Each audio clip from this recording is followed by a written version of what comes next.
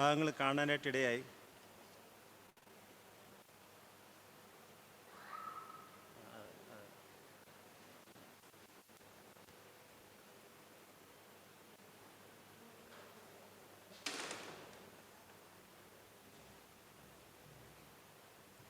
പക്ഷെ നമുക്കത് ശരിയായ രീതിയിൽ അത് പഠിച്ച് അവസാനിപ്പിക്കാൻ സാധിച്ചില്ല.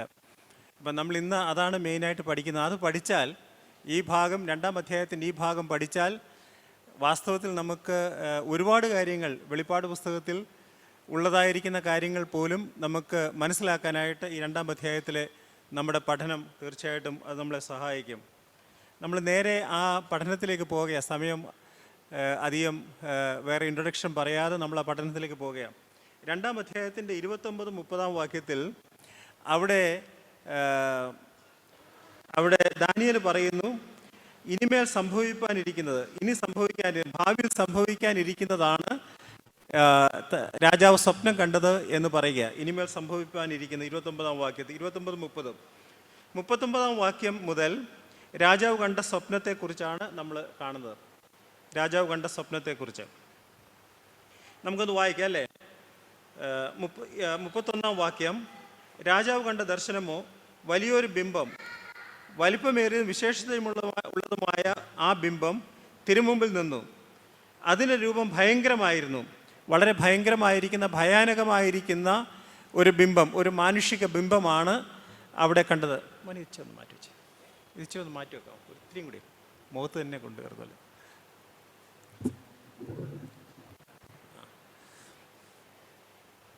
ഈ ബിംബം വളരെ ഭയാനകമായിരിക്കുന്ന വളരെ വലിയ ഒരു ബിംബം.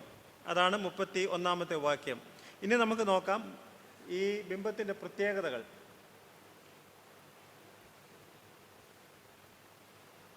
ബിംബത്തിൻ്റെ തല തങ്കം കൊണ്ടും, എല്ലാവരുടെയിലും ഉണ്ടല്ലോ അല്ലേ, എല്ലാവർക്കും കിട്ടിയല്ലോ അല്ലേ, തങ്കം കൊണ്ടും. പിന്നീട് 32 വാക്യം 32 വാക്യം 32 വാക്യം, തല തങ്കം കൊണ്ടും നെഞ്ചും കൈയും വെള്ളി കൊണ്ടും ബ്രസ്റ്റ് ആൻഡ് ആംസ് സിൽവർ, നെഞ്ചും കൈയും വെള്ളി കൊണ്ടും. പിന്നീട് ബെല്ലി ആൻഡ് തൈസ്,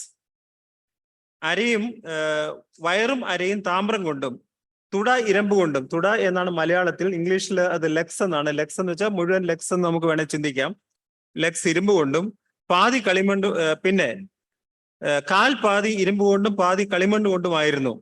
അവിടെ ഇംഗ്ലീഷിൽ അത് കാൽപാദം എന്ന അർത്ഥത്തിലാണ് അവിടെ രേഖപ്പെടുത്തിയിരിക്കുന്നത്.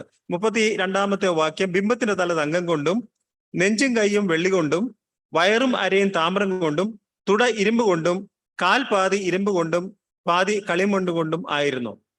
പിന്നീട് 34 വാക്യം, തിരുമനസ് നോക്കിക്കൊണ്ടിരിക്കുമ്പോൾ കൈ തൊടാതെ ഒരു കല്ല് പറഞ്ഞു വന്ന് ബിംബത്തെ ഇരുമ്പും കളിമണ്ണും കൊണ്ടുള്ള കാലിൽ അടിച്ച് തകർത്ത് കളഞ്ഞു. അതാണ്. പിന്നെ 35 വാക്യം, ഇരുമ്പും കളിമണ്ണും താമ്രവും വെള്ളിയും പൊന്നും ഒരുപോലെ തകർന്നു, വേനൽക്കാലത്ത് കളത്തിലെ പതിർ പോലെ ആയിത്തീർന്നു. ഒരിടത്തും തങ്ങാതെ വണ്ണം കാറ്റ് അവയെ പറപ്പിച്ചു കൊണ്ടുപോയി ബിംബത്തെ അടിച്ച കല്ല് ഒരു മഹാപർവ്വതമായി തീർന്നു, ഭൂമിയിലൊക്കെ നിറഞ്ഞു. ഇതത്രേ സ്വപ്നം. അപ്പൊ സ്വപ്നം നമ്മൾ കണ്ടു, ഒരു വലിയ ബിംബം, ഭയങ്കരമായിരിക്കുന്ന ബിംബം. ആ ബിംബത്തിന്റെ തല സ്വർണം കൊണ്ട്, അതുപോലെ നെഞ്ചും കൈയും സിൽവർ കൊണ്ട് അഥവാ വെള്ളി കൊണ്ട്, വയറും അരയും അത് താമ്രം കൊണ്ട് അഥവാ ബ്രാസ് കൊണ്ട്, കാല് അയൺ കൊണ്ട് അഥവാ ഇരുമ്പ് കൊണ്ട്, കാൽപാദങ്ങൾ അത് ഇരുമ്പും കളിമണ്ണും കൊണ്ടുള്ളത്. ഇതാണ് നമ്മൾ കണ്ട സ്വപ്നം. അങ്ങനെ സ്വപ്നം കണ്ടുകൊണ്ടിരിക്കുമ്പോൾ ഒരു വലിയ കല്ല് വന്ന് ഈ കാൽപാദത്തേൽ, ഇരുമ്പും കളിമണ്ണും ഉള്ളതായിരിക്കുന്ന ആ പാദത്തേൽ അടിച്ചു. അത് താഴെ വീണു, ബിംബം താഴെ വീണു. എന്നിട്ട് ബിംബം അത് തകർന്നു പോയി എന്ന് മാത്രമല്ല, അത് വേനൽക്കാലത്ത് കളത്തിലെ പതിർ പോലെ ആയിത്തീർന്നു. കാറ്റടിച്ച് അതിനെ കൊണ്ടുപോയി, ഈ ബിംബത്തെ തകർത്ത് കളഞ്ഞു എന്ന് മാത്രമല്ല, കാറ്റടിച്ച് കൊണ്ടുപോയി. അതാണ് സ്വപ്നം. ഇനി 36 വാക്യം, അർത്ഥവും ഇതത്ര സ്വപ്നം, അർത്ഥവും അടിയങ്ങൾ തിരുമനസ് അറിയിക്കാം. രാജാവെ, തിരുമനസ്സുകൊണ്ട് രാജാതി രാജാവാകുന്നു. 37, 38 അത് രാജാവിനെ കുറിച്ച് അഥവാ ഈ സ്വർണ്ണ തലയെ കുറിച്ചുള്ളതായിരിക്കുന്ന സ്വർണ്ണ തലയെക്കുറിച്ചുള്ളതായിരിക്കുന്ന വിവരണമാണ് 37-38. രാജാവെ, തിരുമനസ്സുകൊണ്ട് രാജാത്തി രാജാവാകുന്നു. സ്വർഗസ്ഥനായ ദൈവം തിരുമനസ്സിലേക്ക് രാജ്യത്വവും ഐശ്വര്യവും ശക്തിയും മഹത്വവും നൽകിയിരിക്കുന്നു. മനുഷ്യർ പാർക്കുന്നിടത്തൊക്കെയും അവരെയും കാട്ടിലെ മൃഗങ്ങളെയും ആകാശത്തിലെ പക്ഷികളെയും അവൻ തൃക്കൈയിൽ തന്നു. എല്ലാറ്റിനും തിരുമനസ്സിലെ അധിപതി ആക്കിയിരിക്കുന്നു. പൊന്നുകൊണ്ടുള്ള തല തിരുമനസ്സുകൊണ്ട് തന്നെ. അപ്പൊ പൊന്നുകൊണ്ട്, ഈ ബിംബത്തിന്റെ പൊന്നുകൊണ്ടുള്ളതായിരിക്കുന്ന തല അത് നെബൂഖദ്നേസർ രാജാവാണ്, അല്ലെങ്കിൽ അതിന്റെ അർത്ഥം ബാബിലോൺ സാമ്രാജ്യമാണ് എന്നാണ് ഇവിടെ രേഖപ്പെടുത്തിയത്. ബാബിലോൺ സാമ്രാജ്യം.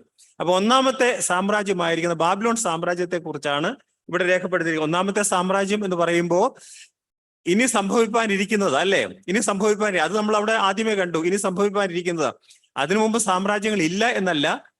ഈ സാമ്രാജ്യങ്ങളുടെ, നമ്മൾ കാണുന്ന സാമ്രാജ്യങ്ങളുടെ പ്രത്യേകത എന്ന് പറയുന്നത്, ഈ സാമ്രാജ്യങ്ങളെല്ലാം യഹൂദന്മാരെയും കൂടെ ഭരിച്ച സാമ്രാജ്യങ്ങളാണ്. അപ്പൊ യഹൂദന്മാരെ ഭരിച്ചത് കൊണ്ടാണ് ഈ സാമ്രാജ്യങ്ങളൊക്കെ വലിയ പ്രാധാന്യതയോടുകൂടി വേദപുസ്തകത്തിൽ രേഖപ്പെടുത്തിയിരിക്കുന്നത്. അതുകൊണ്ടാണ് ഈ സാമ്രാജ്യങ്ങൾ വാസ്തവത്തിൽ വളരെ വളരെ പ്രശസ്തമായ സാമ്രാജ്യങ്ങളായിട്ട് വരാനും കാരണമായത്. അപ്പം നമ്മൾ കണ്ടു, തല എന്ന് പറയുന്നത്, അഥവാ സ്വർണ്ണ തല എന്ന് പറയുന്നത് അത് ബാബിലോൺ സാമ്രാജ്യമാണ്. അതിന്റെ ഡീറ്റെയിൽസിലേക്ക് നമുക്ക് അടുത്ത സ്ലൈഡിൽ വരാനായിട്ട് കഴിയും. ഇനി അടുത്തത് 39-ാമത്തെ വാക്യം. തിരുമനസ്സിലെ ശേഷം തിരുമേനിയേക്കാൾ താണതായ മറ്റൊരു രാജ്യത്വം വരും. അതാണ് നമ്മൾ കണ്ട breast and arms, silver. Breast and arms അഥവാ നെഞ്ചും കൈകളും അത് സിൽവർ അഥവാ വെള്ളിയാണ്. അത് അടുത്ത രാജ്യത്വത്തെ കുറിച്ചാണ് പറയുന്നത്. തിരുമേനിയേക്കാൾ താണതായിരിക്കുന്ന വേറൊരു രാജ്യത്വം. ആ രാജ്യത്വം നമുക്കറിയാം, അത് മേദ്യ പേർഷ്യ രാജ്യത്വമാണ്. മേദ്യ പേർഷ്യ രാജ്യത്വം. വാസ്തവത്തിൽ ബാബിലോണിനെ കീഴടക്കിയത് പേർഷ്യൻ രാജാവായിരിക്കുന്ന കോരശ. കോരശിന്റെ മുത്തച്ഛനാണ് മേദ്യ ഭരിച്ചുകൊണ്ടിരുന്ന ആള്. മേദ്യ ഭരിച്ചുകൊണ്ടിരുന്ന രാജാവ് കോരശിന്റെ മുത്തച്ഛനാണ് എന്ന് കരുതുന്നു. 10 വർഷം മുമ്പ് ഈ മുത്തച്ഛനെ കോരസ് രാജാവ് തോൽപ്പിച്ചു. അപ്പോൾ അവർ തമ്മിലുള്ളതായിരിക്കുന്ന ബന്ധം നമുക്കറിയാം. ഈ മുത്തച്ഛനായിരിക്കുന്ന മേദ്യ രാജാവിനെ 10 വർഷം മുമ്പ്, അതായത് 539, ക്രിസ്തുവിന് 539 വർഷം മുമ്പാണ് ബാബിലോൺ കീഴടക്കുന്നത് കോരസ് രാജാവ്. അതിന് 10 വർഷം മുമ്പ് തന്നെ മേദ്യ രാജ്യം കോരസ് രാജാവ് പിടിച്ചടക്കി. നമ്മൾ മനസ്സിലാക്കുന്നത്, മേദ്യ രാജ്യം എന്ന് പറയുന്നത് ആ സമയത്ത് ഭരിച്ചുകൊണ്ടിരിക്കുന്നത് സൈറസിന്റെ അഥവാ കോരസ് രാജാവിന്റെ മുത്തച്ഛനാണ്. അത് പിടിച്ചടക്കി. പക്ഷെ കോരസ് രാജാവിന് ഒരു സ്വഭാവമുണ്ട്. എന്താ അറിയാമോ? എവിടൊക്കെ രാജ്യം പിടിച്ചടക്കിയാലും ആ രാജാക്കന്മാരെ തന്നെ ആ രാജ്യം ഭരിക്കാനായിട്ട് ഏൽപ്പിച്ചിട്ട് അവരുടെ നിന്ന് കപ്പമോ അവരുടെ നിന്ന് കാശൊക്കെ വാങ്ങിച്ച്, അതിന് ഇംഗ്ലീഷിൽ വാക്ക് നമ്മൾ പഠിച്ചായിരുന്നു. എന്താ അത്? വാസൽ സ്റ്റേറ്റ് എന്ന് പറയും. VASSAL, വാസൽ സ്റ്റേറ്റ് അഥവാ വാസൽ കിങ്ഡം എന്ന് പറയും.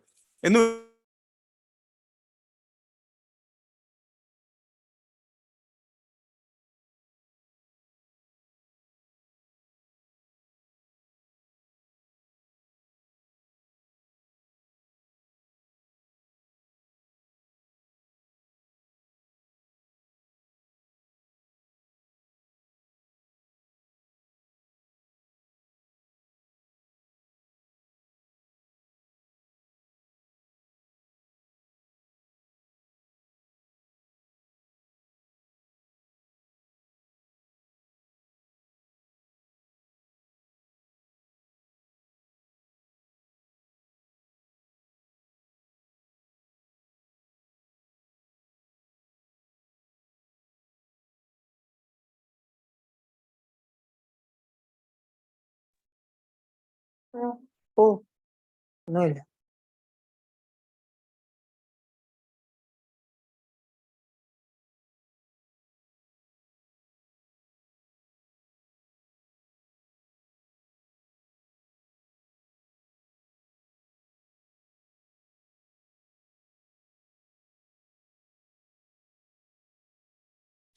അവിടെ രാജ്യത്വം കിട്ടി എന്ന് നമ്മൾ 5-ാം അധ്യായത്തിന്റെ അവസാനം വായിക്കുന്നു.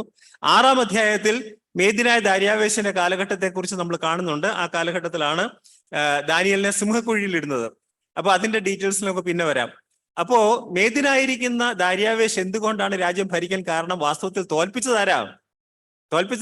സൈറസ് അഥവാ കോരശാ തോൽപ്പിച്ചത്. പക്ഷെ കോരശ് ആ സമയത്ത് കോരശിന്റെ മുത്തച്ഛനായിരിക്കുന്ന മേദ്യ രാജാവിനെ തോൽപ്പിച്ചിട്ട്, അപ്പോ വേറെ ഈ മേദ്യന ദാര്യാവേശ് മുത്തച്ഛനല്ല, വേറൊരാളാണ് അവിടെ ഭരിക്കുന്നത്. പക്ഷേ ആൾക്ക് ബാബിലോൺ കൊടുത്തു. ഏതാണ്ട് 1-2 വർഷത്തോളം ഭരിച്ചുള്ളൂ. മേദിന ദാരിയാവേശ് 6-ാം അധ്യായത്തിൽ കാണുന്ന ദാരിയാവേശ് ഏതാണ്ട് 2 വർഷമേ ഭരിച്ചുള്ളൂ. അദ്ദേഹത്തെ കുറിച്ച് വലിയ റെക്കോർഡ്സ് ഒന്നും വാസ്തവത്തിൽ നമുക്കില്ല. കാര്യം അദ്ദേഹം ഒരു വാസൽ കിങ് ആയിരുന്നല്ലോ, അല്ലെ? ശരിയായ കിങ് ആയിരുന്നില്ല, ആശ്രിത രാജാവായിരുന്നു. അതുകൊണ്ടായിരിക്കും ഒരുപക്ഷെ ചരിത്രത്തിൽ അദ്ദേഹത്തെ കുറിച്ച് ഒരുപാട് കാര്യങ്ങൾ കാണുവാനായിട്ട് നമുക്ക് സാധിക്കാത്തത്. അതാണ്. അപ്പൊ രണ്ടാമത്തെ രാജ്യത്വം അഥവാ നെഞ്ചും കൈയും അത് സിൽവർ ആണ് കാണിക്കുന്നത്. നമുക്കറിയാം ഗോൾഡിനെ കാട്ടി താഴെയാണല്ലോ സിൽവറിന്റെ സ്ഥാനം, അല്ലേ? സിൽവർ ആണ് കാണിക്കുന്നത്. അത് മേദ്യ പേർഷ്യ രാജാക്കന്മാരെയാണ് അത് കാണിക്കുന്നത്. ഇനി മൂന്നാമത്തെ താഴോട്ട് വായിക്കുമ്പോൾ 39-ാം വാക്യത്തിൽ ആദ്യം തിരുമനസിന് ശേഷം തിരുമേനിയേക്കാൾ താണതായ മറ്റൊരു രാജ്യത്വം വരും. പിന്നെ സർവ്വഭൂമിയിൽ വാഴുവാനിരിക്കുന്നത് താമ്രം കൊണ്ടുള്ള മൂന്നാമത്തെ രാജ്യത്വം ഉത്ഭവിക്കും. അവിടെ കൂടുതൽ ഡീറ്റെയിൽസ് ഒന്നും കൊടുക്കുന്നില്ല രാജ്യത്വത്തെ കുറിച്ച്. നമുക്കറിയാം ആ മൂന്നാമത്തെ രാജ്യത്വം അത് ഇവിടെ ബ്രാസ് കൊണ്ടാണ് കാണിക്കുന്നത്. ബെല്ലി ആൻഡ് തൈൻസ് എന്ന് വെച്ചാൽ വയറും അരയും, അത് ബ്രാസ് അഥവാ താമ്രമാണ്. അത് ഗ്രീക്ക് രാജാവിനെയാണ് കാണിക്കുന്നത്. ഗ്രീക്ക് രാജാവിന്റെ രാജ്യത്തെ ഏറ്റവും പ്രധാനപ്പെട്ട രാജാവ് എല്ലാവർക്കും അറിയാം, അലക്സാണ്ടർ രാജാവ്, അല്ലെ? അലക്സാണ്ടർ ചക്രവർത്തിയാണ് ഗ്രീസിലെ ഏറ്റവും വലിയ രാജാവ്. 331-ലാണ് അദ്ദേഹം പേർഷ്യൻ രാജ്യത്തെ ആക്രമിച്ച് കീഴടക്കുന്നത്. 331-ല്. പിന്നീട് 40-ാം വാക്യം മുതൽ 4-ാമത്തെ രാജ്യത്വത്തെ കുറിച്ച് നമ്മൾ കാണുക. 40-ാം വാക്യം മുതൽ താഴോട്ട് 40-41 40-ാമത്തെ വാക്യം അത് 4-ാമത്തെ രാജ്യത്വത്തെ കുറിച്ചാണ്. 4-ാമത്തെ രാജ്യത്വം ഇരുമ്പ് പോലെ ബലമുള്ളതായിരിക്കും. ഇരുമ്പ് സകലത്തെയും തകർത്ത് കീഴടക്കുന്നുവല്ലോ. തകർക്കുന്ന ഇരുമ്പ് പോലെ അത് അവയൊക്കെയും ഇടിച്ച് തകർത്ത് കളയും. 4-ാമത്തെ രാജ്യത്വത്തെ കുറിച്ച്, ആ രാജ്യത്തെ കുറിച്ചുള്ളതായിരിക്കുന്ന ഡീറ്റെയിൽസ് നമുക്ക് ഇനിയും പഠിക്കാനായിട്ട് സാധിക്കും. അതുകൊണ്ട് കൂടുതൽ ഡീറ്റെയിൽസ് ഞാൻ ഇവിടെ തരുന്നില്ല. പക്ഷേ 4-ാമത്തെ രാജ്യത്വമായിരിക്കുന്ന ഈ രാജ്യത്വം അത് ഇരുമ്പ് പോലെ ബലമുള്ളതായിരിക്കും. 4-ാമത്തെ രാജ്യത്വം നമുക്കറിയാം അത് റോമൻ രാജ്യത്വം, അല്ലെ? റോമൻ ഭരണക്രമമാണ്. അപ്പൊ 4 രാജാക്കന്മാരെ നമ്മൾ കണ്ടത്. ഏറ്റവും മുകളിൽ ബാബിലോൺ, പിന്നീട് മേദ്യ പേർഷ്യ, പിന്നീട് ഗ്രീസ്, പിന്നീട് റോം. അപ്പൊ ഈ 4 രാജ്യത്വങ്ങൾ ആണ്. 4-ാമത്തെ രാജ്യത്വത്തെ കുറിച്ച് പറയുന്നത് അത് ഇരുമ്പ് പോലെ ബലമുള്ളതാണ്, അത് സകലത്തെയും തകർത്ത് കളയും എന്നുള്ളതാണ്. ഇനി 41-42 വാക്യങ്ങൾ വാസ്തവത്തിൽ 4-ാം രാജ്യത്വത്തിന്റെ ബി എന്ന് പറയാം. 4-ാം രാജ്യത്വം തന്നെ, പക്ഷെ അതിന്റെ ബി ആണ്, അതിന്റെ തുടർച്ചയാണ് എന്ന് പറയാം. അത് ഇതുവരെ വന്നിട്ടില്ല. ഇപ്പോഴും അതിന്റെ രീതിയുണ്ട്, പക്ഷെ അത് യഥാർത്ഥമായ രീതിയിൽ വരുന്നത് അന്ത്യകാലത്തെ വരത്തുള്ളൂ. ആ രാജ്യത്വം 41 കാലും കാൽവിരലും പാതി കളിമണ്ണും പാതി ഇരുമ്പും കൊണ്ടുള്ളതായി കണ്ടതിന് താല്പര്യമോ? അതൊരു ഭിന്ന രാജ്യത്വം ആയിരിക്കും. എങ്കിലും ഇരുമ്പും കളിമണ്ണും ഇടകലർന്നതായി കണ്ടതുപോലെ അതിൽ ഇരുമ്പിനുള്ള ബലം കുറെ ഉണ്ടായിരിക്കും എന്ന് പറയാം. പിന്നെ കാൽവിരൽ പാതി ഇരുമ്പും പാതി കളിമണ്ണും ആയിരുന്നതുപോലെ രാജ്യത്വം ഒട്ടു ബലമുള്ളതും ഒട്ട് ഉടഞ്ഞു പോകുന്നതും ആയിരിക്കും. ഈ 4-ാമത്തെ രാജ്യത്വത്തിന്റെ പ്രത്യേകത അഥവാ റോമൻ രാജ്യത്വത്തിന്റെ പ്രത്യേകത എന്ന് പറയുന്നത്, അല്ലെ റോമൻ ഭരണക്രമം എന്ന് പറയുന്നത് കേവലം റോമല്ല, ആ സിസ്റ്റത്തിന്റെ പ്രത്യേകത എന്ന് പറയുന്നത് കുറെയൊക്കെ ഇരുമ്പ് എന്ന് പറയുന്നത് രാജാക്കന്മാരെ കാണിക്കുന്നതാണ്. കാര്യം നമുക്കറിയാം ഈ ഭൂമിയിൽ നിന്ന് കടഞ്ഞെടുക്കുന്നതാണല്ലോ ലോഹങ്ങൾ, അല്ലേ? ലോഹങ്ങൾ കടഞ്ഞെടുക്കുന്നതാ, ഇഷ്ടം പോലെ കിട്ടുന്നതല്ലല്ലോ ലോഹങ്ങള്. അപ്പം ഇരുമ്പ് എന്ന് പറയുന്നത് അതിൽ നിന്ന് കടഞ്ഞെടുത്തതായി രാജാക്കന്മാരെ കാണിക്കുന്നതാ. രാജകീയ ഭരണം അഥവാ ഓട്ടോക്രസി എന്ന് വേണേൽ പറയാം. അതേസമയം അതിനോടൊപ്പം തന്നെ നമ്മൾ കളിമണ്ണ് അഥവാ മണ്ണിൽ നിന്ന് എടുത്തതായിരിക്കുന്ന കളിമണ്ണ് ധാരാളം ഉള്ളത്, അല്ലേ? കളിമണ്ണിനെ നമ്മൾ ഡെമോക്രസി എന്ന് പറയാം. ഡെമോക്രാറ്റിക് റൂൾ, ജനാധിപത്യം. വാസ്തവത്തില് റോമൻ ഭരണക്രമം നമ്മൾ നോക്കിയാല് AD അഥവാ ക്രിസ്തുവിന് ശേഷം ഏതാണ്ട് AD 27-ലാണെന്നാ തോന്നുന്നത്, 27-ആണെന്ന് തോന്നുന്നു, അഗസ്റ്റസ് ചക്രവർത്തി വന്നത്. അതാണ് റോമിലെ ആദ്യത്തെ ചക്രവർത്തി. കർത്താവിന് ഒരു 700 വർഷം മുമ്പ് തുടങ്ങി തന്നെ റോം എന്ന് പറയുന്ന രാജ്യമുണ്ടായിരുന്നു. റോമിലെ രാജ്യത്തിന്റെ രീതി എങ്ങനെയാ വെച്ചാൽ അവർ സെനറ്റ് ആയിരുന്നു അവരുടെ ഭരിച്ചുകൊണ്ടിരുന്നത്. റോമൻ AD 27-ൽ അവര് അഗസ്റ്റസ് ചക്രവർത്തിയായിട്ട് വരുന്നതിന് മുമ്പ് വരെ അവരെ ഭരിച്ചുകൊണ്ടിരുന്ന സെനറ്റ് ആയിരുന്നു. സെനറ്റിൽ വാസ്തവത്തിൽ ആദ്യമൊക്കെ ഒരു വർഷത്തിൽ 2 പ്രാവശ്യം അവർ ജനറൽസിനെ കണ്ടുപിടിക്കും. ജനറൽസ് എന്ന് വെച്ചാൽ അതിന്റെ ആ സെനറ്റിന് ഒരു പ്രധാനപ്പെട്ട വ്യക്തി ഉണ്ടാവും. ഈ സെനറ്റ് ആണ് കാര്യങ്ങളൊക്കെ തീരുമാനിക്കുന്നത്. ഈ സെനറ്റ് ആണ് വാസ്തവത്തിൽ രാജാക്കന്മാരെ പോലും തീരുമാനിക്കുകയും അവരെ അഭിഷേകം ചെയ്യുകയും ചെയ്യുന്നത്, അവരെ ആ സ്ഥാനത്തേക്ക്, പ്രധാനപ്പെട്ട സ്ഥാനത്തേക്ക് കൊണ്ടിരുന്നത്. അപ്പോൾ ഡെമോക്രസി അതിന്റെ ശരിയായ രീതിയിൽ ആദ്യകാലങ്ങളിൽ പ്രവർത്തിച്ചുകൊണ്ടിരുന്നത് റോമൻ ഭരണക്രമത്തിലാണ്. ആ കർത്താവായ യേശു ക്രിസ്തുവിന്റെ കാലം വരെയും റോമൻ ഭരണം എന്ന് പറയുന്നത് വാസ്തവത്തിൽ അത് ജനറൽസ് ആയിരുന്നു ഭരിച്ചുകൊണ്ട്, ജനറൽസ്, രാജാക്കന്മാരായിരുന്നില്ല. പിന്നീടാണ് അഗസ്റ്റസ് ചക്രവർത്തിയോടുകൂടിയാണ് രാജാക്കന്മാർ വന്നത്. പിന്നീട് നമുക്കറിയാം, പിന്നെ ചരിത്രം നോക്കിയാൽ രാജാക്കന്മാരുണ്ടായിരുന്നു. റോമൻ ഭരണം പിന്നെ രണ്ടായിട്ട് ഡിവൈഡ് ചെയ്തു. അതിലൊരു ഭാഗം 354 AD തോന്നുന്നു, അത് നിന്നുപോയി. മറ്റേ ഭാഗം 1400 വരെ AD 1400 വരെ ദീർഘവർഷങ്ങൾ നിലനിൽക്കാനായിട്ട് ഇടയായി. അപ്പൊ റോമൻ ഭരണകൂടത്തിന്റെ ഒരു പ്രത്യേകത എന്ന് പറയുന്നത് അത് ഡെമോക്രസിയാണ് റോമൻ ഭരണകൂടത്തിന്റെ പ്രത്യേകത. അതേസമയം തന്നെ നമുക്കറിയാം, ഇന്നത്തെ കാലം നോക്കിയാലും ഡെമോക്രസി ആണ്. നമ്മുടെ ഒരു ഉദാഹരണത്തിന് ഇന്ത്യയിൽ ഡെമോക്രസിയാണ്, പക്ഷെ ഡെമോക്രസി ഉണ്ടോ? ഇല്ല. ആകെപ്പാടെ നമുക്കുള്ള അവകാശം എന്ന് വെച്ചാൽ വോട്ട് ചെയ്യാനേ ഒക്കത്തുള്ളൂ. നമ്മൾക്ക് വളരെ സന്തോഷത്തോടെ കയ്യിലൊക്കെ ഈ കറുപ്പ് കാണിച്ച് അത് ഒരു ഇല്യൂഷൻ അല്ലേ, ഇല്യൂഷൻ, അതിന്റെ സന്തോഷം കാണിക്കും. പക്ഷെ അതൊരു കാര്യമില്ല. നമുക്ക് പിന്നെ അതിനപ്പുറത്ത് നമുക്ക് ഒന്നും ചെയ്യാൻ സാധിക്കാത്തതായിരിക്കുന്ന ഡെമോക്രസി. ഇവിടെ മാത്രമല്ല, ലോകമെമ്പാടും അതാ. ഡെമോക്രസി ആണ് ഈ ഭരണക്രമത്തിൽ ഏറ്റവും മോശമായിരിക്കുന്ന ഭരണക്രമം. ഏറ്റവും നല്ലത് ഏകാധിപത്യമാണ്. നല്ല രാജാക്കന്മാർ, ഏകാധിപതികളുണ്ടെങ്കിൽ അതാണ് ഏറ്റവും നല്ലത്. അത് നമുക്കറിയാം, ഇന്നും ലോകമെമ്പാടും നോക്കിയാൽ അങ്ങനെ തന്നെയാണ്. ഉദാഹരണത്തിന് ദുബായില് വളരെ നല്ല ഭരണാധികാരിയാണ്, വളരെ പ്രോഗ്രസ് ഉണ്ട്. മറ്റു പല രാജ്യങ്ങൾ നോക്കിയാൽ ഭരണാധികാരികൾ നല്ലതല്ലാത്തതുകൊണ്ട് പ്രോഗ്രസ് ഇല്ല. അപ്പോൾ പ്രോഗ്രസ് ഉണ്ടാവണമെങ്കിൽ നല്ല ഭരണാധികാരികൾ വരണം. അത് വേറെ വിഷയം, അതിലേക്ക് നമുക്ക് വരാം. പക്ഷേ നമ്മൾ ഈ 4ാമത്തെ രാജക്രമമായിരിക്കുന്ന റോമിന്റെ പ്രത്യേകത എന്ന് പറയുന്നത് അത് ഡെമോക്രസിയാ. അതേസമയം തന്നെ ആ ഭരണക്രമം, റോമിനെ കുറിച്ചല്ല നമ്മൾ പറയുന്നത്, റോം എന്ന് പറയുന്നതായിരിക്കുന്ന ആ സിസ്റ്റത്തിന്റെ അകത്ത് ഓട്ടോക്രസി അഥവാ രാജാക്കന്മാരും ഉണ്ടാവും എന്നാണ് നമ്മളിവിടെ കാണുന്നത്. കാര്യം അതിനകത്ത് ഇരുമ്പുമുണ്ട്, കളിമണ്ണുമുണ്ട്. ഇരുമ്പുമുണ്ട്, കളിമണ്ണുമുണ്ട്. പിന്നെ 43ാമത്തെ വാക്യം, ഇരുമ്പും കളിമണ്ണും ഇടകലർന്നത് കണ്ടതിന്റെ താല്പര്യമോ, അവർ മനുഷ്യബീജത്താൽ തമ്മിൽ ഇടകലരുമെങ്കിലും ഇരുമ്പും കളിമണ്ണും തമ്മിൽ ചേരാതിരിക്കുന്നത് പോലെ അവർ തമ്മിൽ ചേരുകയില്ല. അതാണ് അവര് ശ്രമിക്കും. എന്താ ശ്രമിക്കുന്നത്? ഇതിനെ തമ്മിലൊന്ന് യോജിപ്പിക്കാനായിട്ട് ശ്രമിക്കും. ഈ ഡെമോക്രസി ഒക്കെ ഒന്ന് നന്നാക്കി എല്ലാം ഒക്കെ ചെയ്യാനായിട്ട് ശ്രമിക്കും. പക്ഷേ ഇഫക്റ്റീവ്ലി നടക്കുമോ? നടക്കത്തില്ല നമ്മളിവിടെ കാണുന്നത്. ഇത് അന്ത്യകാലത്തെ കുറിച്ചുള്ളതാണ് എന്ന് വന്നാലും ഇന്നും അങ്ങനെ തന്നെയാ. ഡെമോക്രസി ഒരു ഭംഗിയായിട്ടൊക്കെ നടത്താൻ ശ്രമിച്ചാൽ ഡെമോക്രസി ഒരു സ്ഥലത്തും ഭംഗിയായിട്ട് നടക്കുന്ന ഒരു സിസ്റ്റം അല്ല എന്നുള്ളത് വസ്തുതയാണ്. അപ്പൊ ഇരുമ്പും കളിമണ്ണും 43ാമത്തെ വാക്യം ശ്രദ്ധിച്ചാട്ട്, ഇരുമ്പും കളിമണ്ണും ഇടകലർന്ന് കണ്ടതിന്റെ താല്പര്യമോ, അവർ മനുഷ്യബീജത്താൽ തമ്മിൽ ഇടകലരുമെങ്കിലും, എന്ന് വെച്ചാൽ മനുഷ്യർ അവരുടെ പ്രയത്നത്താൽ ഇടകലർത്തുവാനായിട്ട് ശ്രമിക്കുമെങ്കിലും ഇരുമ്പും കളിമണ്ണും തമ്മിൽ ചേരാതിരിക്കുന്നത് പോലെ അവർ തമ്മിൽ ചേരുകയില്ല. 44ാമത്തെ വാക്യം, ഈ രാജാക്കന്മാരുടെ കാലത്ത് അഥവാ ഈ ഇരുമ്പും കളിമണ്ണും വളരെ ശക്തമായി നിലനിൽക്കുന്നതായിരിക്കും രാജാക്കന്മാരുടെ കാലത്ത്. നമുക്കറിയാം, ഇത് ഇന്നുവരെ സംഭവിച്ചിട്ടില്ലാത്ത കാര്യമാ. എന്നാൽ ഇന്നുണ്ട്. പക്ഷേ ഈ റോമൻ ഭരണക്രമം എന്ന് പറയുന്നതായിരിക്കും പഴയ റോമൻ സാമ്രാജ്യം ഉണ്ടല്ലോ, ഈ സാമ്രാജ്യത്തോട് അനുബന്ധിച്ചുള്ളതായിരിക്കുന്ന രാജാക്കന്മാരുടെ കാലത്ത്, അതായത് അവിടെ ഈ രാജാക്കന്മാരുടെ കാലത്ത് എന്ന് പറയുമ്പോൾ ഇന്നുള്ള രാജാക്കന്മാരല്ല, ഈ റോമൻ കർത്താവായ യേശു ക്രിസ്തു ഭൂമിയിലേക്ക് വരുമ്പോൾ മഹത്വ പ്രത്യക്ഷ സമയത്ത് ഈ പഴയ റോമൻ സാമ്രാജ്യവുമായിട്ട് ബന്ധപ്പെട്ട രാജാക്കന്മാരുടെ കാലത്ത്, എന്നതിന്റെ അർത്ഥം ഈ രാജാക്കന്മാരുടെ കാലത്ത് സ്വർഗസ്ഥ ദൈവം ഒരിക്കൽ നശിച്ചു പോകാത്ത ഒരു രാജ്യത്വം സ്ഥാപിക്കും. ആ രാജ്യത്വം ഒരു ജാതിക്ക് ഏൽപ്പിക്കപ്പെടുകയില്ല. അത് ഈ രാജ്യത്വങ്ങളെയൊക്കെയും തകർത്ത് നശിപ്പിക്കുകയും എന്നേക്കും നിലനിൽക്കുകയും ചെയ്യും. അപ്പം എന്നേക്കും നിലനിൽക്കുന്നതായ ഒരു രാജ്യത്വം വരും. എപ്പോഴാ വരുന്നത്? എപ്പോഴാ അത് വരുന്നേ? എപ്പോഴാ വരുന്നേ? അന്ത്യകാലത്തല്ലേ? മറന്നു പോകരുത്.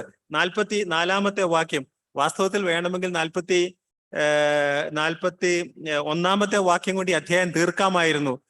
എന്നാൽ ദൈവം നെബൂഖദ്നേസർ രാജാവിന് സ്വപ്നം പിന്നെ ഭാവിയിൽ സംഭവിക്കാനുള്ളത് കാണിച്ചു കൊടുത്തു. ഇന്നും സംഭവിച്ചിട്ടില്ല, സംഭവിക്കാനുള്ളത് കാണിച്ചു കൊടുത്തു. 44ാമത്തെ വാക്യത്തിൽ ഈ രാജാക്കന്മാരുടെ കാലത്ത് എന്ന് വെച്ചാൽ ഈ റോമൻ ഭരണക്രമം നിലനിൽക്കുന്ന കാലത്ത് എന്ന് വെച്ചാൽ, ഒന്നുകൂടെ വ്യക്തമായി നമ്മൾ ഇതും മറ്റു ഭാഗങ്ങളോട് ചിന്തിച്ചു പഠിച്ചാൽ, അന്തിക്രിസ്തുവിന്റെ വരവിന്റെ കാലത്ത് അന്തിക്രിസ്തു എപ്പോഴാ വരുന്നത്? ഈ രാജാക്കന്മാർ പഴയ റോമൻ രാജാക്കന്മാർ വളരെ ആക്റ്റീവായിട്ട് നിൽക്കുന്ന സമയത്ത് നമ്മൾ ഇതിനോടുള്ള ബന്ധത്തിൽ നമ്മൾ എപ്പോഴും ദശരാഷ്ട്ര സംഘടന എന്നൊക്കെ പണ്ട് കാലങ്ങളിൽ പറയും, ഇപ്പോഴും പറയും കേട്ടോ. അത് എന്താണെന്നുള്ളത് ആർക്കും ഇതുവരെ അറിയാത്തത് കൊണ്ട് ഇപ്പോൾ ആൾക്കാർ അത്രയധികം പ്രസംഗിക്കുന്നില്ല എന്നുള്ളതേ ഉള്ളൂ. പക്ഷേ ഇപ്പോഴും ദശരാഷ്ട്ര സംഘടന എന്ന് പറയാം, അഥവാ ദശരാഷ്ട്ര സംഘടന 10 രാഷ്ട്രങ്ങളാവാം, രാഷ്ട്രങ്ങളുടെ ചിലപ്പോൾ പല രാഷ്ട്രങ്ങൾ ചേർന്നുള്ള സംഘടനകളാകാം, നമുക്ക് അറിഞ്ഞുകൂടാ. പക്ഷേ ഒരു ദശരാഷ്ട്ര സംഘടന ഉണ്ടാവും. അത് എവിടുന്ന് എന്ന് വെച്ചാൽ ഈ റോമുമായിട്ട് ബന്ധപ്പെട്ട പഴയ റോം സാമ്രാജ്യവുമായിട്ട് ബന്ധപ്പെട്ട രാജ്യങ്ങൾ ഉണ്ടാവും. അങ്ങനെ വന്നു കഴിയുമ്പോൾ നമ്മുടെ കർത്താവായ യേശു ക്രിസ്തുവിന്റെ മഹത്വ പ്രത്യക്ഷത സംഭവിക്കണം. എന്നിട്ട് എന്തുണ്ടാവും? അതിൽ നിന്ന് ഉത്ഭവിക്കുന്നതായിരിക്കുന്ന ഒരാളാണ് ആര്? അന്തിക്രിസ്തു. അതിൽ നിന്ന് ഉത്ഭവിക്കേണ്ട ആളാണ്, ഈ രാജ്യങ്ങളിൽ നിന്ന് ഉത്ഭവിക്കേണ്ട ആളാണ്. നമ്മൾ 44 വാക്യം, ഈ രാജാക്കന്മാരുടെ കാലത്ത് സ്വർഗസ്നായ ദൈവം ഒരു നാളും നശിച്ചു പോകാത്ത ഒരു രാജ്യത്വം സ്ഥാപിക്കും. ആ രാജ്യത്വം വേറെ ഒരു ജാതിക്ക് ഏൽപ്പിക്കപ്പെടുകയില്ല. അത് ഈ രാജ്യത്വങ്ങളൊക്കെയും തകർത്ത് നശിപ്പിക്കുകയും എന്നേക്ക് നിലനിൽക്കുകയും ചെയ്യും. അപ്പൊ എന്നേക്ക് നിലനിൽക്കുന്ന ഒരു രാജ്യത്വം, നമ്മൾ കഴിഞ്ഞ ആഴ്ച അതിനെക്കുറിച്ച് ഒന്ന് ഓർത്തതാണ്. പക്ഷെ എനിക്ക് തോന്നുന്നു അതൊന്നുകൂടെ പറയണം എന്നെനിക്ക് തോന്നുന്നു. ക്രിസ്തുവിന്റെ രാജ്യത്വത്തെ കുറിച്ച് കർത്താവായ യേശു ക്രിസ്തു ഈ ഭൂമിയിലായിരുന്നപ്പോ കർത്താവായ യേശു ക്രിസ്തു പ്രവാചകനായിരുന്നു, പുരോഹിതനായിരുന്നു, രാജാവായിരുന്നു, അല്ലേ? He was prophet, priest and king. പക്ഷേ കർത്താവിന് ഈ 3 ഓഫീസ് ഉണ്ടായിരുന്നെങ്കിലും കർത്താവ് ഈ ഭൂമിയിലായിരുന്നപ്പോ അവൻ എക്സർസൈസ് ചെയ്തത്, അവൻ പ്രവൃത്തിപഥത്തിലേക്ക് കൊണ്ടുവന്നത് ഏതാ? പ്രവാചകൻ എന്നുള്ളതാ. പ്രവാചകന്റെ ചുമതല എന്താ? ദൈവത്തിന്റെ അരുളപ്പാട് മനുഷ്യരെ അറിയിക്കുക എന്നുള്ള, അല്ലെ? കർത്താവായ യേശു ക്രിസ്തു ഈ ഭൂമിയിലായിരുന്നപ്പോ കർത്താവായ യേശു ക്രിസ്തുവിന്റെ പ്രവർത്തനത്തിന്റെ ഏറ്റവും പ്രധാനപ്പെട്ടതായിരിക്കുന്ന ലക്ഷ്യം എന്ന് പറയുന്നത് പിതാവിനെ അറിയിക്കുക എന്നുള്ള, പിതാവിനെ കാണിച്ചു കൊടുക്കുക എന്നുള്ളതായിരുന്നു. അപ്പൊ കർത്താവായ യേശു ക്രിസ്തു ഈ ഭൂമിയിലായിരുന്നപ്പോ തനിക്ക് 3 ഓഫീസസ് ഉണ്ടായിരുന്നു. ഏതാ 3 ഓഫീസസ്? താൻ പ്രവാചകനായിരുന്നു, താൻ പുരോഹിതനായിരുന്നു, താൻ രാജാവായിരുന്നു. പക്ഷേ താൻ ഈ ഭൂമിയിലായിരുന്നപ്പോ തന്റെ പ്രധാനപ്പെട്ട ശുശ്രൂഷ എന്ന് പറയുന്നത് പ്രവാചക ശുശ്രൂഷയാണ്. കർത്താവായ യേശു ക്രിസ്തു അത് കഴിഞ്ഞിട്ട് കർത്താവായ യേശു ക്രിസ്തു സ്വർഗത്തിലേക്ക് പോയി, നമ്മയോട് വിട്ടു, അല്ലെ? തന്റെ മക്കളെയോട് വിട്ടിട്ട് താൻ സ്വർഗത്തിലേക്ക് പോയപ്പോ കർത്താവിന്റെ ശുശ്രൂഷ എന്താ? പൗരോഹിത്യ ശുശ്രൂഷ. പൗരോഹിത്യ ശുശ്രൂഷ പ്രത്യേകത എന്താ? നമ്മുടെ കാര്യങ്ങൾ ദൈവത്തെ അറിയിക്കുക, അല്ലേ? ആദ്യത്തേത് ദൈവത്തിന്റെ കാര്യങ്ങൾ നമ്മളെ അറിയിക്കുക. അത് കർത്താവായ യേശു ക്രിസ്തു ഈ ഭൂമിയിലായിരുന്നപ്പോ. എന്നാൽ കർത്താവ് ഈ ഭൂമിയിൽ നിന്ന് പോയി കഴിഞ്ഞപ്പോ തന്റെ പ്രധാനപ്പെട്ട ശുശ്രൂഷ എന്ന് പറയുന്നത് പൗരോഹിത്യ ശുശ്രൂഷയാണ്. He is now a priest. തന്റെ പ്രീസ്റ്റ്ലി ശുശ്രൂഷയാണ് കർത്താവ് ഇപ്പോ നിർവഹിച്ചുകൊണ്ടിരിക്കുന്നത്.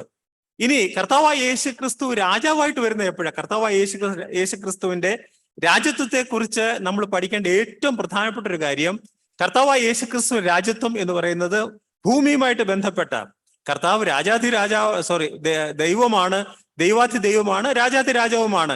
ദൈവാധി ദൈവം എന്ന നിലയിൽ താൻ എല്ലാത്തിനും അധിപനാണ്.